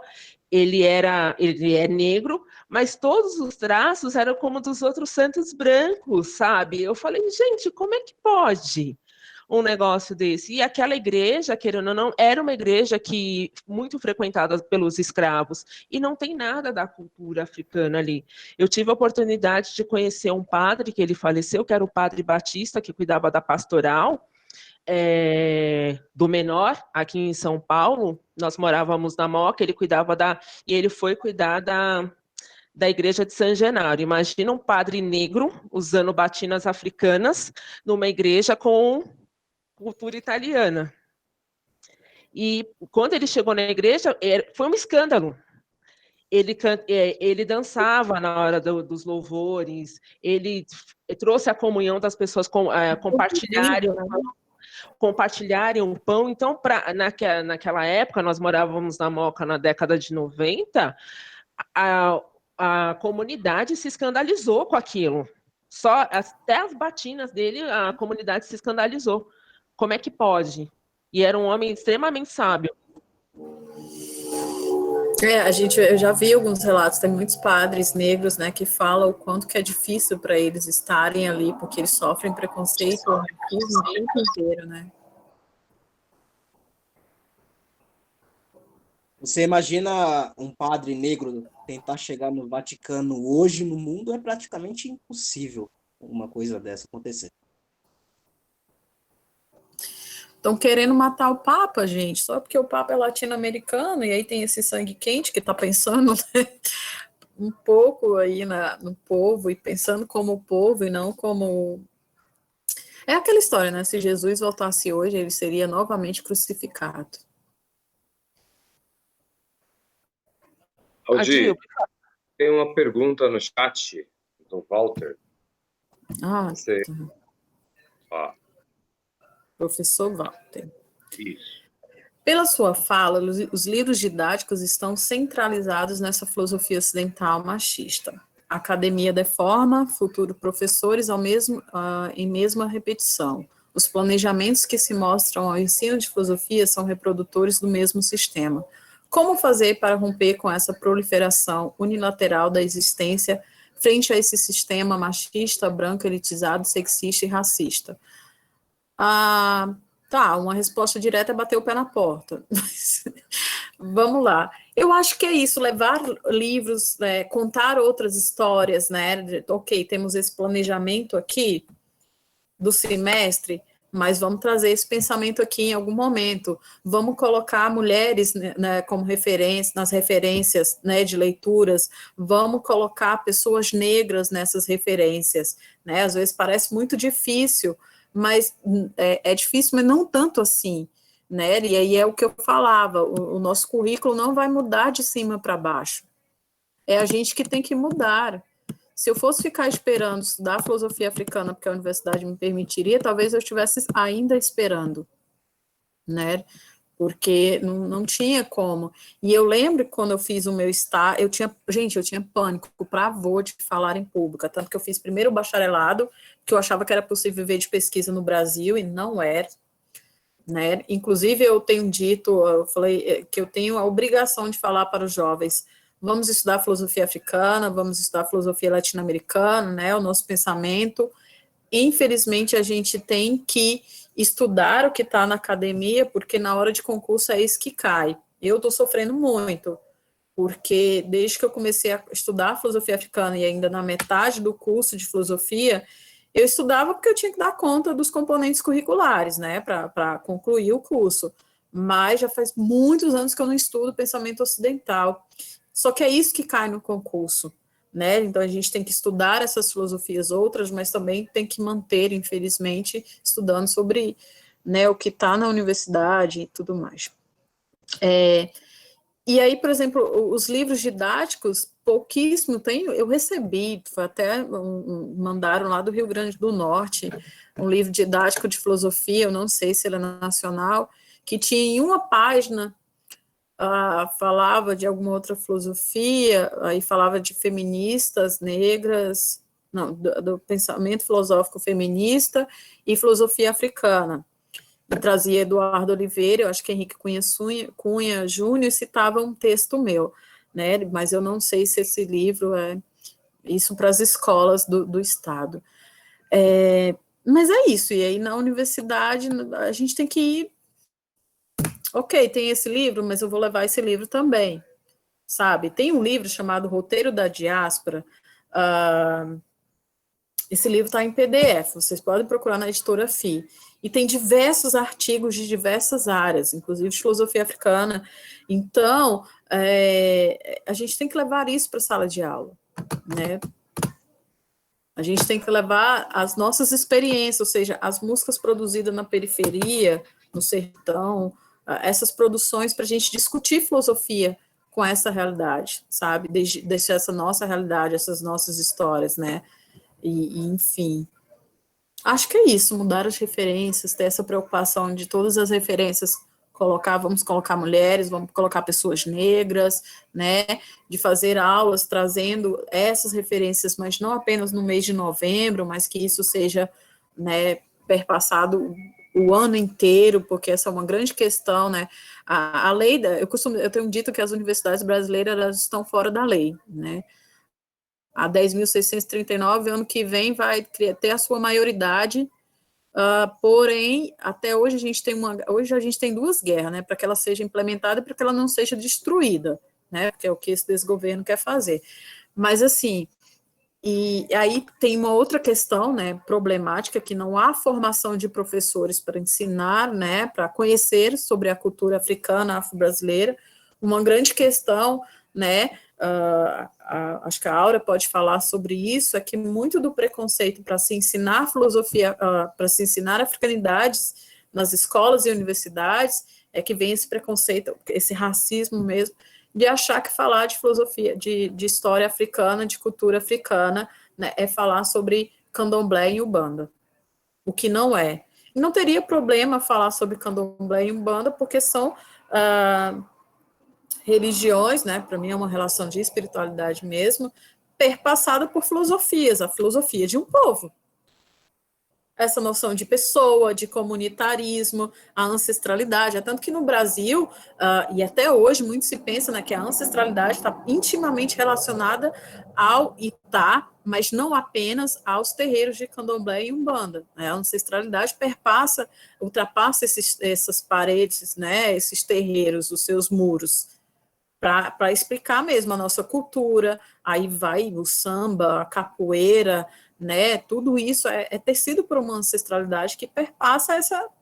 E se a gente não tivesse, e a ancestralidade é esse enraizamento, se isso não fosse tão forte em nós, acho que aquele projeto que existe no Brasil desde sempre, né, que é do branqueamento, da negação da nossa negritude, do nosso pertencimento, ele estava aí firme e forte, né? Nós seríamos minorias, que é o que não somos, né?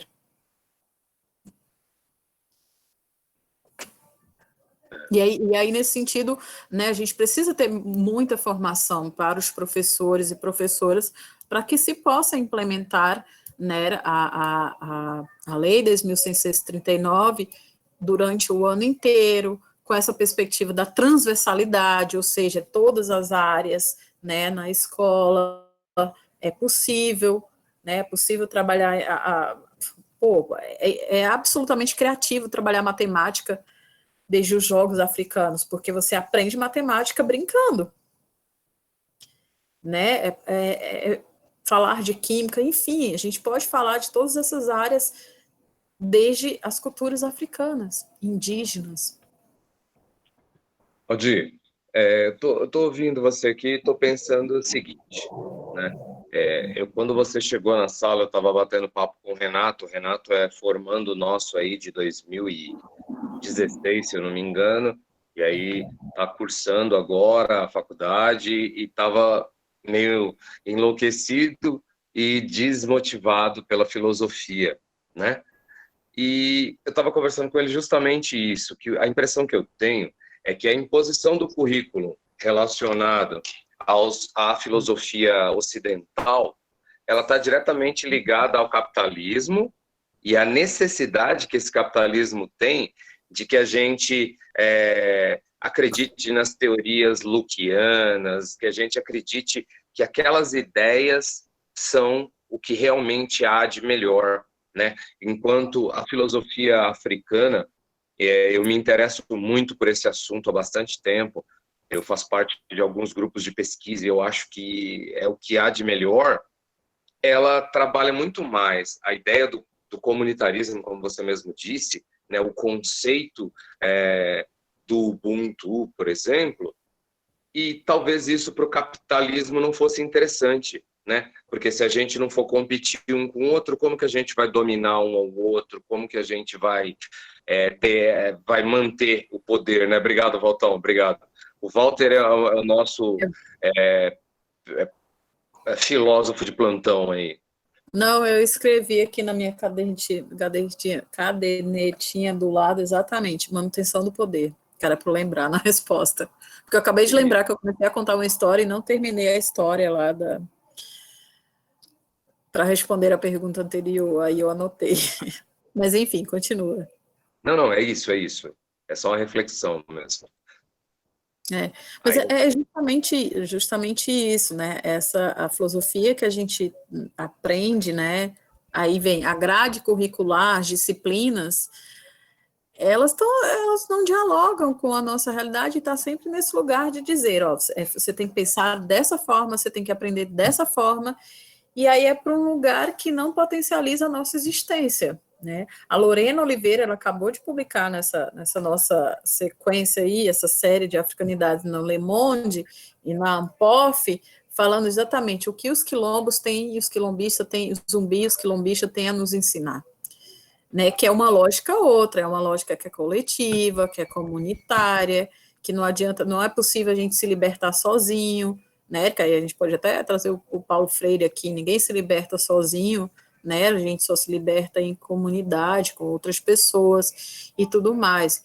Então, por isso que eu digo, é um processo de desencantamento meu, né, de qual o sentido da existência aqui nessa filosofia que não me reconhece, onde eu não existo. Né? E aí um processo de encantamento, tanto que, como eu estava falando anteriormente, eu tinha pânico dessa coisa de falar em público, fui fazer primeiro um bacharelado porque eu achava que era possível viver no Brasil de pesquisa, mas não é possível viver nem como professor, imagina de pesquisa. Aí, quando eu comecei a estudar filosofia africana, eu falei, gente, eu tenho que fazer licenciatura e tenho que perder esse medo de falar em público, porque eu tenho que dar aula e falar sobre isso, porque eu nunca tinha ouvido falar sobre isso, né? E aí, quando eu estava fazendo o meu estágio docente, eu fiz o meu estágio numa escola pública lá de Fortaleza, na minha periferia, no bairro Henrique Jorge, na escola Paulo Freire, e fiz o meu estágio docente 2 lá também.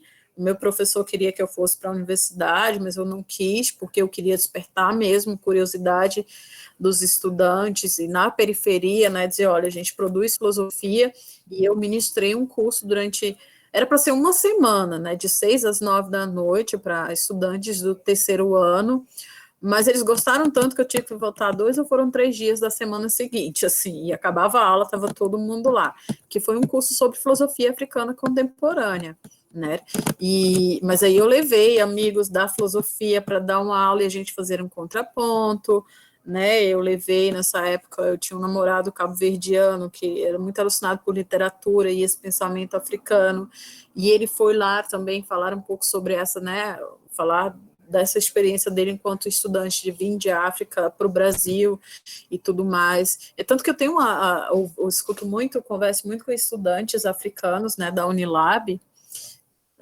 aqui em Fortaleza, ou em Redenção, próximo de Fortaleza, e eu acho incrível ouvir muito deles, né, que foi chegando no Brasil que eu fui entender, né, o que é ser africano, aprender sobre isso, sobre minhas raízes, essa ancestralidade. O José Castiano, na última vez que ele veio aqui em Fortaleza, em 2017, 18, ele falou isso, né? Se eu pudesse levar o ensinamento daqui para a África, basicamente Moçambique, que é onde ele vive, né? De onde ele era esse cuidado, esse desejo e essa manutenção que vocês têm da ancestralidade, né? Como isso torna tudo mais potente aqui para vocês, que apesar de toda essa política, desde sempre do Brasil, de destruição do pensamento, conhecimento, enfim, da cultura africana, né, em nossas terras, ela se mantém firme e forte, apesar do genocídio e epistemicídio que perpassa o nosso conhecimento, né. De novo, Conceição Evaristo, eles combinaram de nos matar e nós combinamos de não morrer. Por que a gente combinou? Porque a gente se pensa desde essa perspectiva comunitária. Porque se a gente pensasse desde essa perspectiva individualista, acabou. Acabou. E aí, grande parte disso é responsabilidade dessas mulheres. Dessas mulheres. Tem uma outra pergunta. Aproveitando que você tocou no assunto, tem uma outra pergunta aí no chat do Reginaldo Mazinho, também citando esse assunto. O Reginaldo Mazinho é o nosso professor africanista, aí, ele é especialista, é um cara que é um estudioso mesmo da área, viu? É muito legal ele estar aqui com a gente. Obrigado, Regi. Regi, então você poderia me ensinar um pouco sobre isso, né? Eu acho que a problemática não é aí eu falo, né? Há uma ausência dessa figura feminina, e uma vez o professor Anderson me fez uma correção, e eu tenho pensado nisso muito todos os dias, que eu falei, eu escrevendo a tese, né? A não existência das mulheres na filosofia africana. Aí ele falou, Adil, não conhecer não quer dizer que não exista. E aí eu fui pensando muito mais sobre isso. Então, eu acho que não há uma ausência dessa figura feminina, muito pelo contrário. Eu acho que a ausência é justamente o que eu falei, né? Dessas mulheres saírem de seus países para falar sobre isso, para falarem sobre isso, a dificuldade da escrita. E quando eu estava organizando esse dossiê de filosofia africana, né, escrito por mulheres, eu convidei 3 mulheres africanas, e só uma delas conseguiu enviar texto, porque era, né, diversas questões, e aí eu não vou falar o nome dela aqui, porque, enfim, de uma dessas mulheres, que ela falava isso, né, a gente está muito atrasado aqui de pensar a filosofia africana, e nós, mulheres, temos muita dificuldade, mesmo que sejamos das universidades, dando aula em universidade, a gente tem muita dificuldade de poder estudar, se especializar nisso, de falar sobre isso, e de escrever sobre isso, e publicar, e de sair por exemplo, de Moçambique para falar de filosofia africana.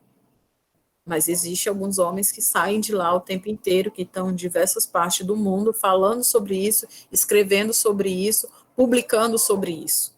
Né? E aí quem pode nos ensinar muito sobre isso é a Paulina Chiziane. A Paulina Chiziane faz essa denúncia. Né? Ela diz, eu saí dessa militância política para poder escrever e também por conta da opressão dos homens. Porque se pensava em uma liberdade, né, a liberdade do capitalismo e tudo mais, mas não se pensava na liberdade efetiva, no empoderamento das mulheres. Então, acho que a Paulina Chiziane nos ensina muito sobre isso, né? E aí também tem todos esses processos, né? E aí a gente poderia conversar bastante desde Yoronkei Yumi, né? Quando ela fala que o pensamento ocidental traz muito essa perspectiva de hierarquização, né? Dos homens serem superiores às mulheres, enquanto que a tradição africana era perpassada por um conceito que é absolutamente importante e vivo nos espaços de terreiros, né, que é a senioridade. Então, se era para haver uma hierarquia, não era de um homem sobre a mulher, era de quem era a pessoa mais velha. Por isso que é importante a gente falar a pessoa. Então, são os saberes daquela pessoa, e aí, de novo, falando dos terreiros, quão é interessante, porque o mais velho não é mais velho cronologicamente, não é a questão da idade. E aí é todo um outro movimento, é um outro paradigma. É um outro paradigma. E aí, por isso que a Paulina Chiziane nos diz, descolonizar dói, porque a gente tem que desaprender para aprender o que já está em nós. Por isso que é importante essa escuta sensível, essa escuta da nossa ancestralidade, porque tudo isso já está em nós, né? Essa perspectiva outra dessa valorização da pessoa, né, a senioridade, e aí, claro, que tem uma valorização da mulher, porque é isso, a mulher tem o ventre, a mulher é essa cabaça da existência, né, ela que carrega a criança, enfim, então são outros paradigmas, né, por isso que eu tenho sido extremamente repetitiva de pensar isso, a gente tem que pensar a noção de corpo, né, cosmopercepções, comunitarismo, a relação com a natureza, porque parece simples, mas, gente, é isso.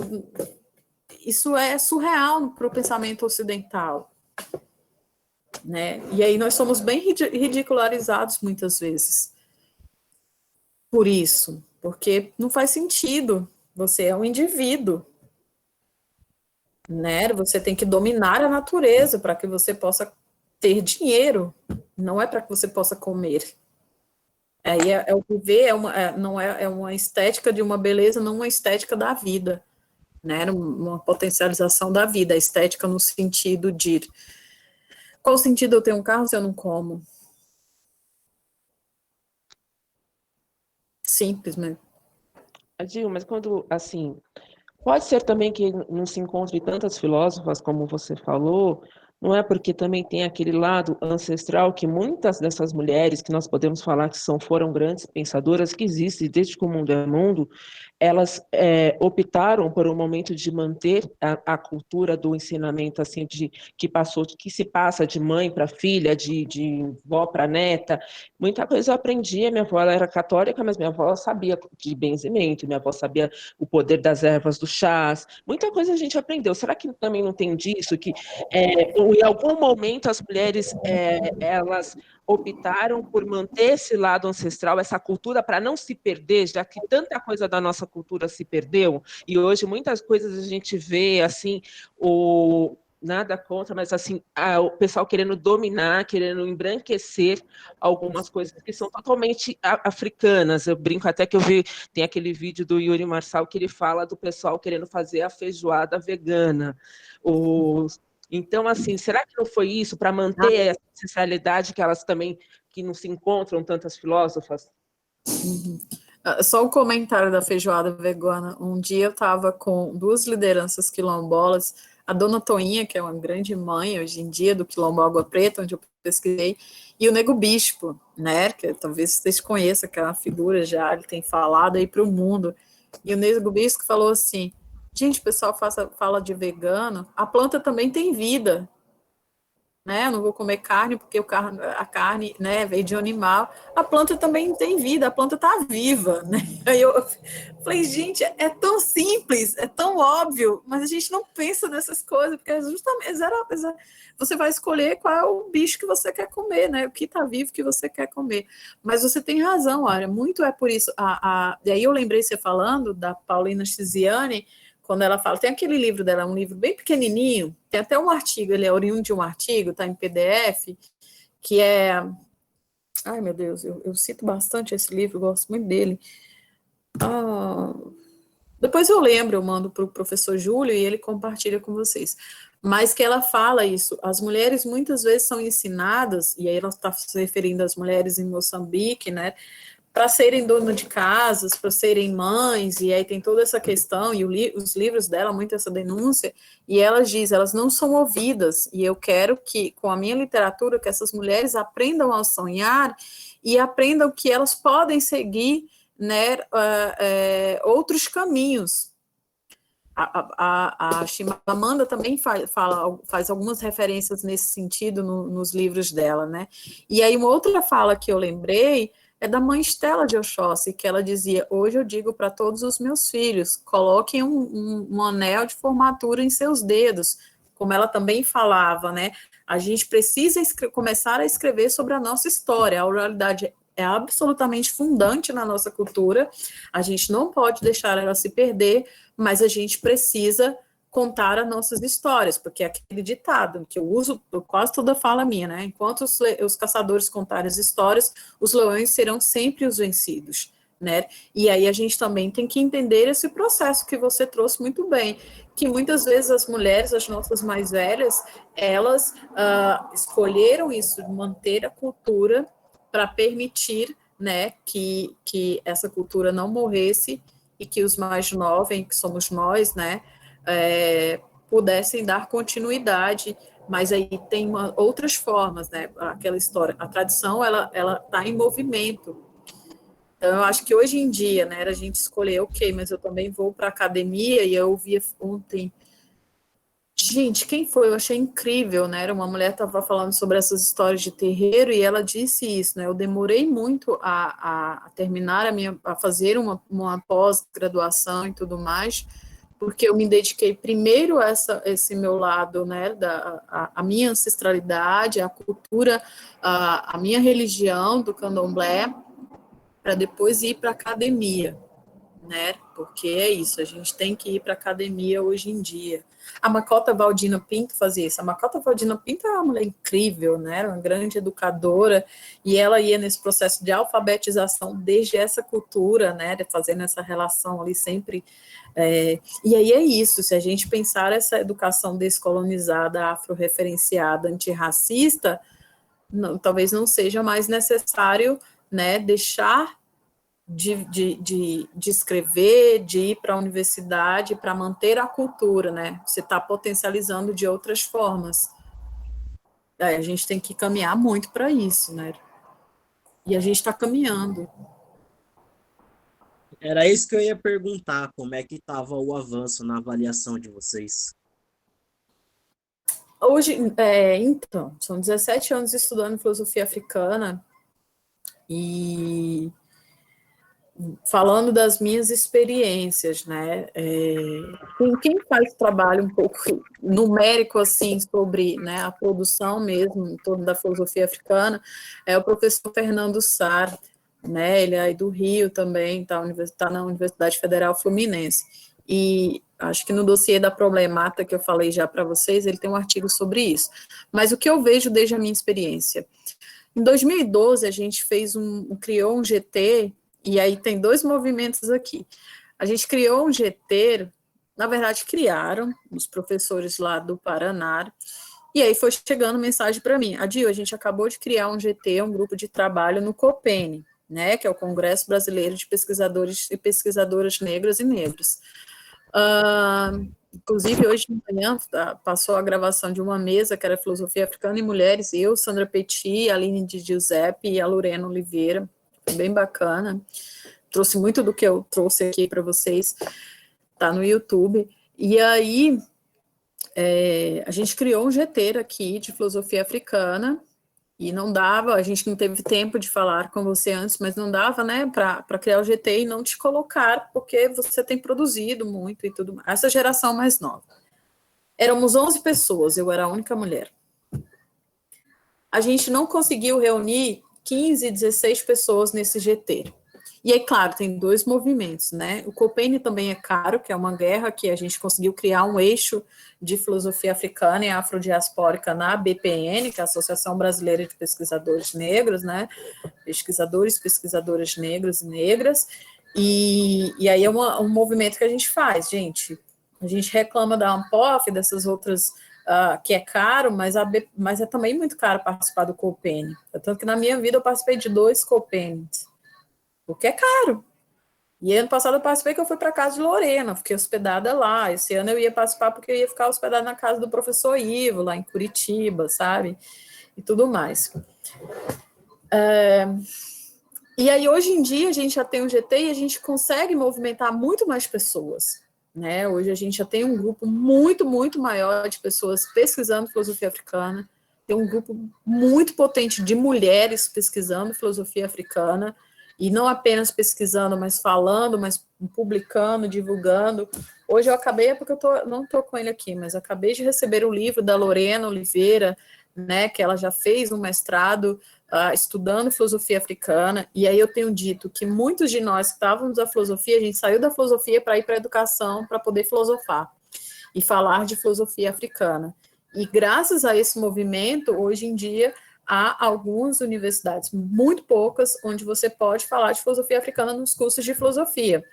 Mas olha como é bizarro, em 2008, 18, foi que nós tivemos a primeira tese numa pós-graduação de filosofia, falando de filosofia africana. 2018, que é a tese do Luiz Thiago Freire Danta.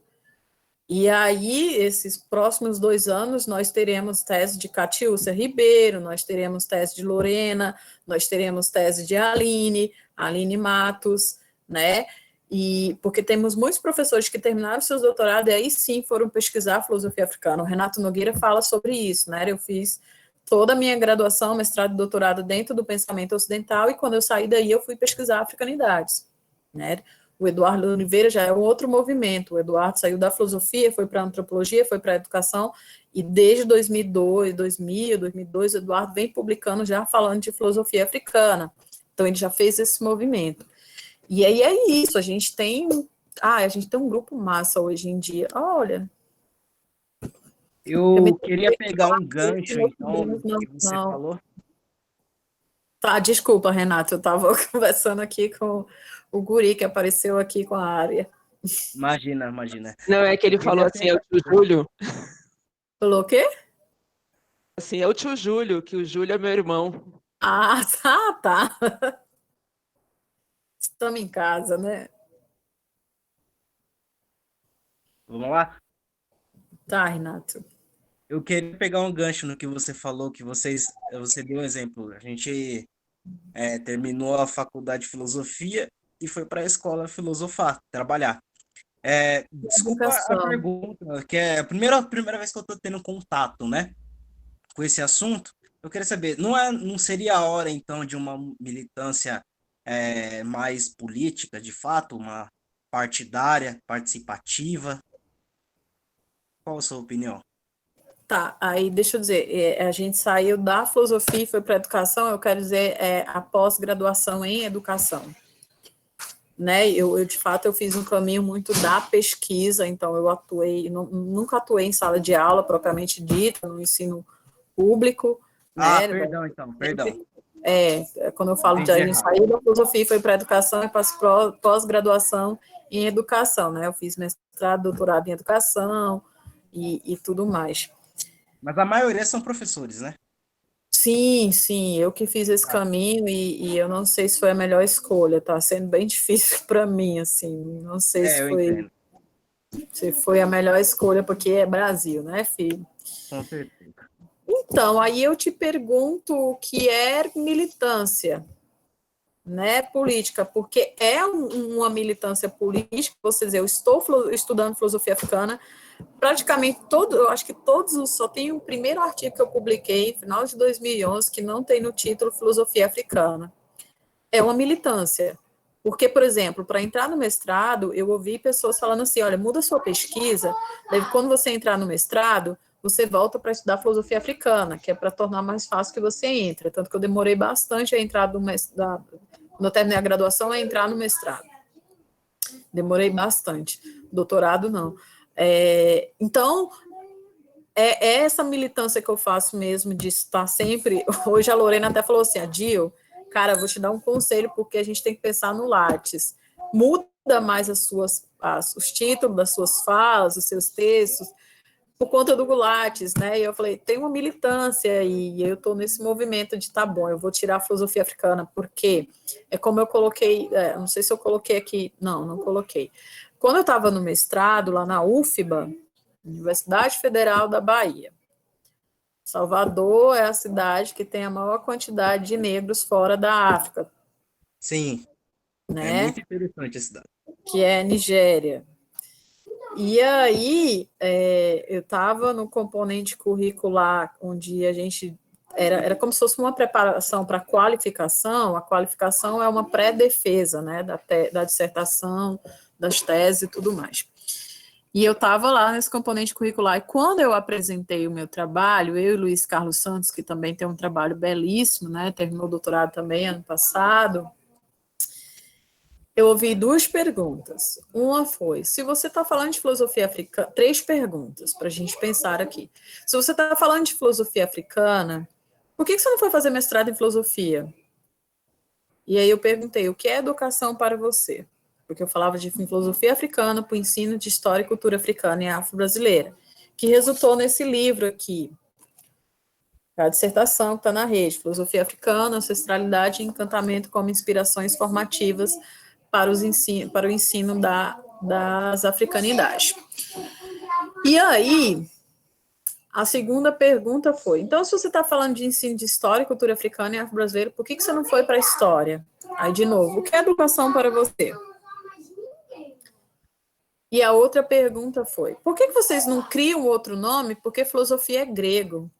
Aí eu, pois é, se você estudasse um pouco fora do eixo ocidental, você ia descobrir que a filosofia tem origem em África, que esse nomezinho, filosofia, também tem origem no pensamento africano. E aí a pessoa não falou mais nada. Então, para mim, é um movimento político, sim, e aí eu costumo dizer, a gente milita de diversas formas. Está dentro da universidade, insistir, resistir a esse lugar, é militar. E aí está dentro da universidade, ainda fazer as pesquisas direcionadas ao nosso povo, né, desde a nossa cultura, os nossos saberes, é militância também, né? E aí, claro, como eu digo, a gente tem que ocupar diversos espaços, a gente tem que, lá, eu quero ser professora universitária, e esse foi o movimento que eu fiz. Não foi o mais inteligente, porque está sendo difícil, mas é isso, olha, eu vou estudar, porque eu quero ser professora em universidade, porque, sabe, eu pensei, caramba, o quanto que a minha vida teria sido tão mais saudável se eu tivesse na universidade onde eu estudasse sobre isso, né, onde eu pensasse sobre isso, onde a filosofia falasse da minha existência, porque isso são processos de cura, e é como o Renato falou, é como o Anderson falou lá atrás, né, e aí a gente falou que a manutenção do poder se dá nessa manutenção de quem é que fala, ou seja, o que você estuda na universidade e nas escolas? É manutenção do poder, e aí é militância mudar currículo. Mas quando vocês você se sentem fala, representadas no Congresso Nacional, por exemplo, pelas minorias lá, ou não? Como? Vocês se sentem representadas lá no Congresso Nacional pelas minorias ou não? Cara, a gente tem que caminhar muito ainda, né? Principalmente nesse desgoverno aí, sabe? É um caminho, mas a gente está seguindo, né? A Adil, gente está seguindo. me diz uma coisa, quando você citou Salvador, há uns 10 anos atrás, numa daquelas pesquisas do IBGE, por Salvador ser a cidade que tem a população negra maior fora da África, foi preciso fazer desculpa, depois dessa pesquisa do IBGE, ficou constatado, na época, que a população de Salvador, a maior parte não se considerava negra. Na época, fizeram shows de conscientização, que chegavam para os negros, perguntavam, eles falavam, eu sou marrom, eu sou não sei o quê. E eu lembro que, na época, esse show de conscientização foi liderado pelo Carlinhos Brau, porque até então, Salvador era só visto por Olodum, Ileaê e Mãe Menininha. E teve que se fazer todo esse trabalho de conscientização. O que você acha disso, por ser a cidade que tem mais negros e a população não se conscientizar da própria negritude? Então, aí é o processo histórico, né, pelo qual nós passamos e continuamos passando. A gente deixou de ser colonizado, mas continua colonial. A colonialidade existe, continua existindo. A gente sabe que existe uma nomenclatura enorme, mais de 200 nomes, para a pessoa não se dizer negro, porque ser negro é ruim, né? Porque o tempo inteiro a gente está estudando, e aí não sou eu que estou dizendo, o que a história diz, né? E aí eu vou te dar um exemplo. Quando eu trabalhei na Secretaria de Educação, lá da Bahia, na equipe que construiu as diretrizes da educação quilombola do estado da Bahia. E eu lembro muito de uma senhora, já bem velhinha, infelizmente não lembro o nome dela, e ela falava assim, eu não queria ser negra, eu dizia que eu não era negra, ela tinha pele retinta, né, porque ser negra é ruim, eu vi pessoas né, eu sou descendente de escravizados, eu vi pessoas sendo queimadas por serem negras. Então, a gente nega o que é ser negra. E ela dizia assim, eu não entrava em vários espaços como um banco, por exemplo, porque aquele era espaço de branco, não entrava em espaço como banco, porque era espaço de branco. Só que quando eu comecei a entender que é ser negro, né, o quanto que nós somos ricos, o quanto que a nossa história, a nossa cultura tem valor, né, tanto quanto a história e a cultura deles, eu comecei a me assumir negra. E quando eu comecei a entender o que é ser quilombola, eu também comecei a me dizer, eu sou quilombola.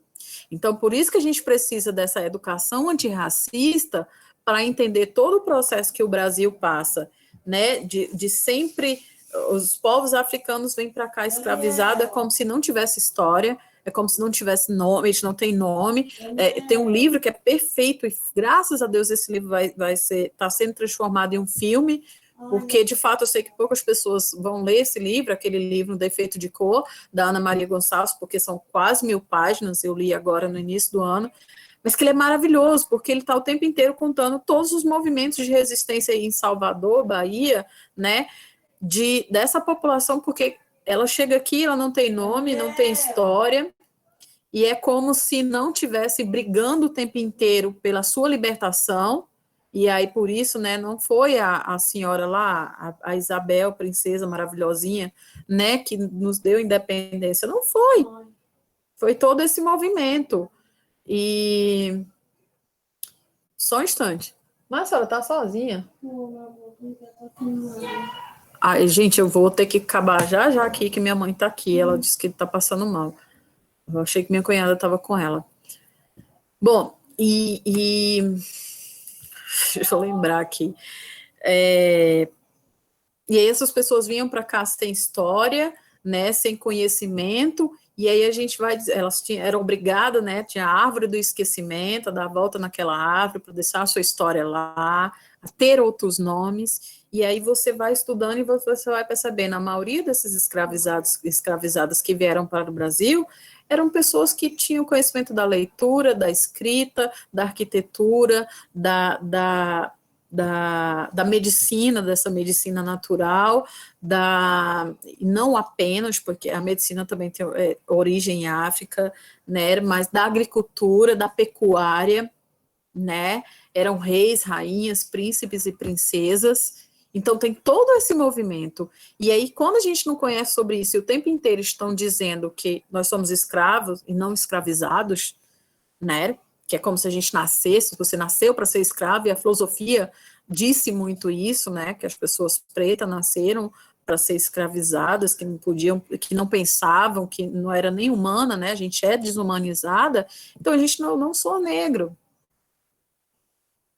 E aí o que é por que hoje em dia, e aí entra uma questão aqui, por exemplo, que me preocupa bastante, e eu sofro bastante com isso também, né, que e aí vem as nomenclaturas no Brasil, por exemplo, os pardos, né, e pretos, e aí hoje em dia se juntou para dizer, somos negros, né, mas hoje em dia no Brasil, e parece que a gente está retrocedendo, né, a todo esse movimento do colorismo que não é nem um pouco saudável, porque isso é a cartilha da branquitude, novamente, de nos separar para nos enfraquecer, que aí vem, eu já passei por processo, gente, e cada live dessa, o Júlio, por exemplo, falou lá, eu botei lá privado só para os meus amigos, a Dil abre para a gente compartilhar, e eu não divulgo muito, porque cada live dessa eu tô morrendo de medo de sofrer um monte de ataques aqui no chat, porque eu passo por isso,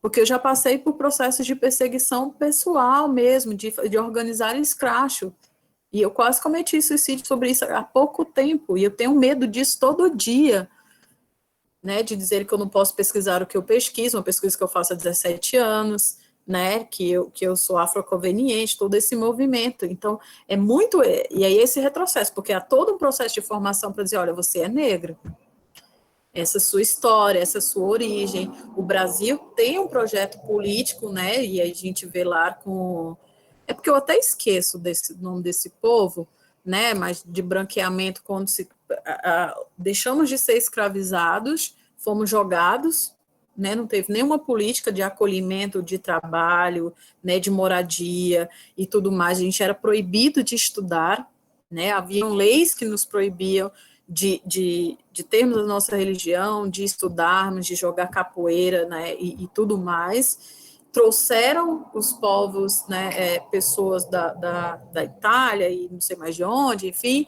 para branquear o Brasil. Era um projeto político para daqui a tantos anos a maior parte da população brasileira ser branca.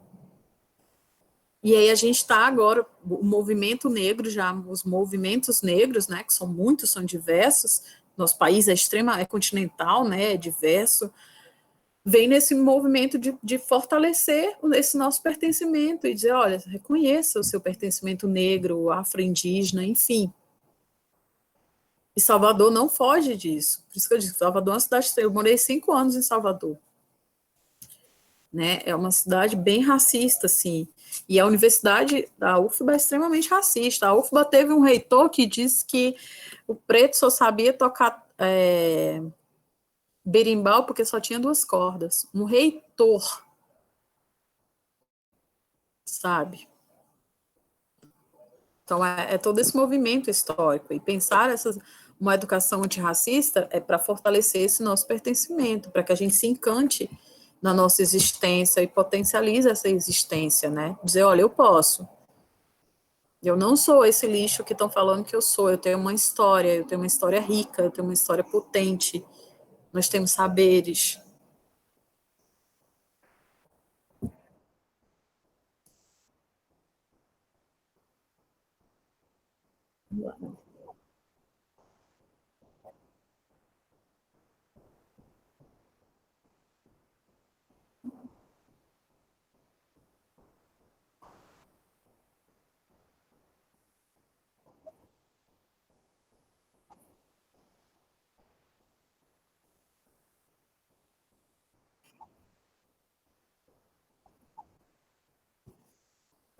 Gratidão imensa.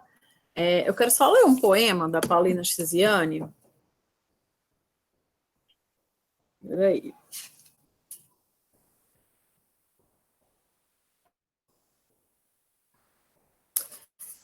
O título é Filosofias. Dizem-se muitas mentiras em nome da filosofia. Com palavras rebuscadas, enrolam-se as mentes. Mente-se sobre raças, continentes e pessoas. E sacralizam-se os crimes contra a humanidade. As lutas pela liberdade não são apenas guerras e nem terminam com o hastear das bandeiras. Lutar pela liberdade é desconstruir mentiras, consagradas como verdades nas bibliotecas do mundo. Na nova etapa de nossas lutas, quebramos as supostas verdades uma a uma. Quebraremos os mitos entre o animal e a raça, mesmo que o trabalho dure uma eternidade. Somos a esperança e o futuro que se avizinha, somos a nova semente no ventre do amanhã, seremos árvores sagradas de raízes seculares, cujos ramos tangerão o umbigo do infinito. Então, que a gente possa sonhar e nos enraizarmos cada vez mais. Gratidão e até uma próxima. Adil, fala o nome do poema de novo, por favor. Filosofias, é desse livro, O Canto dos Escravizados, da Paulina Chiziane. Tá, para eu conseguir colocar depois na descrição para o pessoal lá. Tá. Olha, eu não tenho como te agradecer, cara. Sinceramente, fantástico, fantástico. Eu sou suspeito para falar, porque eu já tinha assistido outras palestras suas, eu realmente já conhecia, né? Já sabia que ia ser um evento mesmo. Então, eu agradeço demais, demais. Quando você estiver em São Paulo, nos avise para você vir conhecer aqui a nossa escola, conhecer o nosso trabalho. Eu pensei que ia mandar a passagem.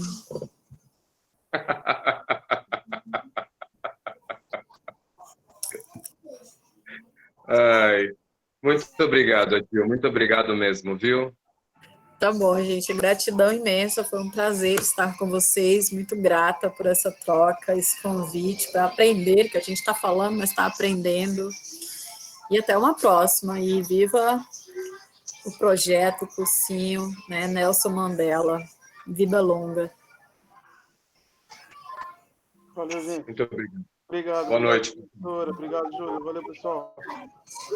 Boa noite. Até mais. Boa noite.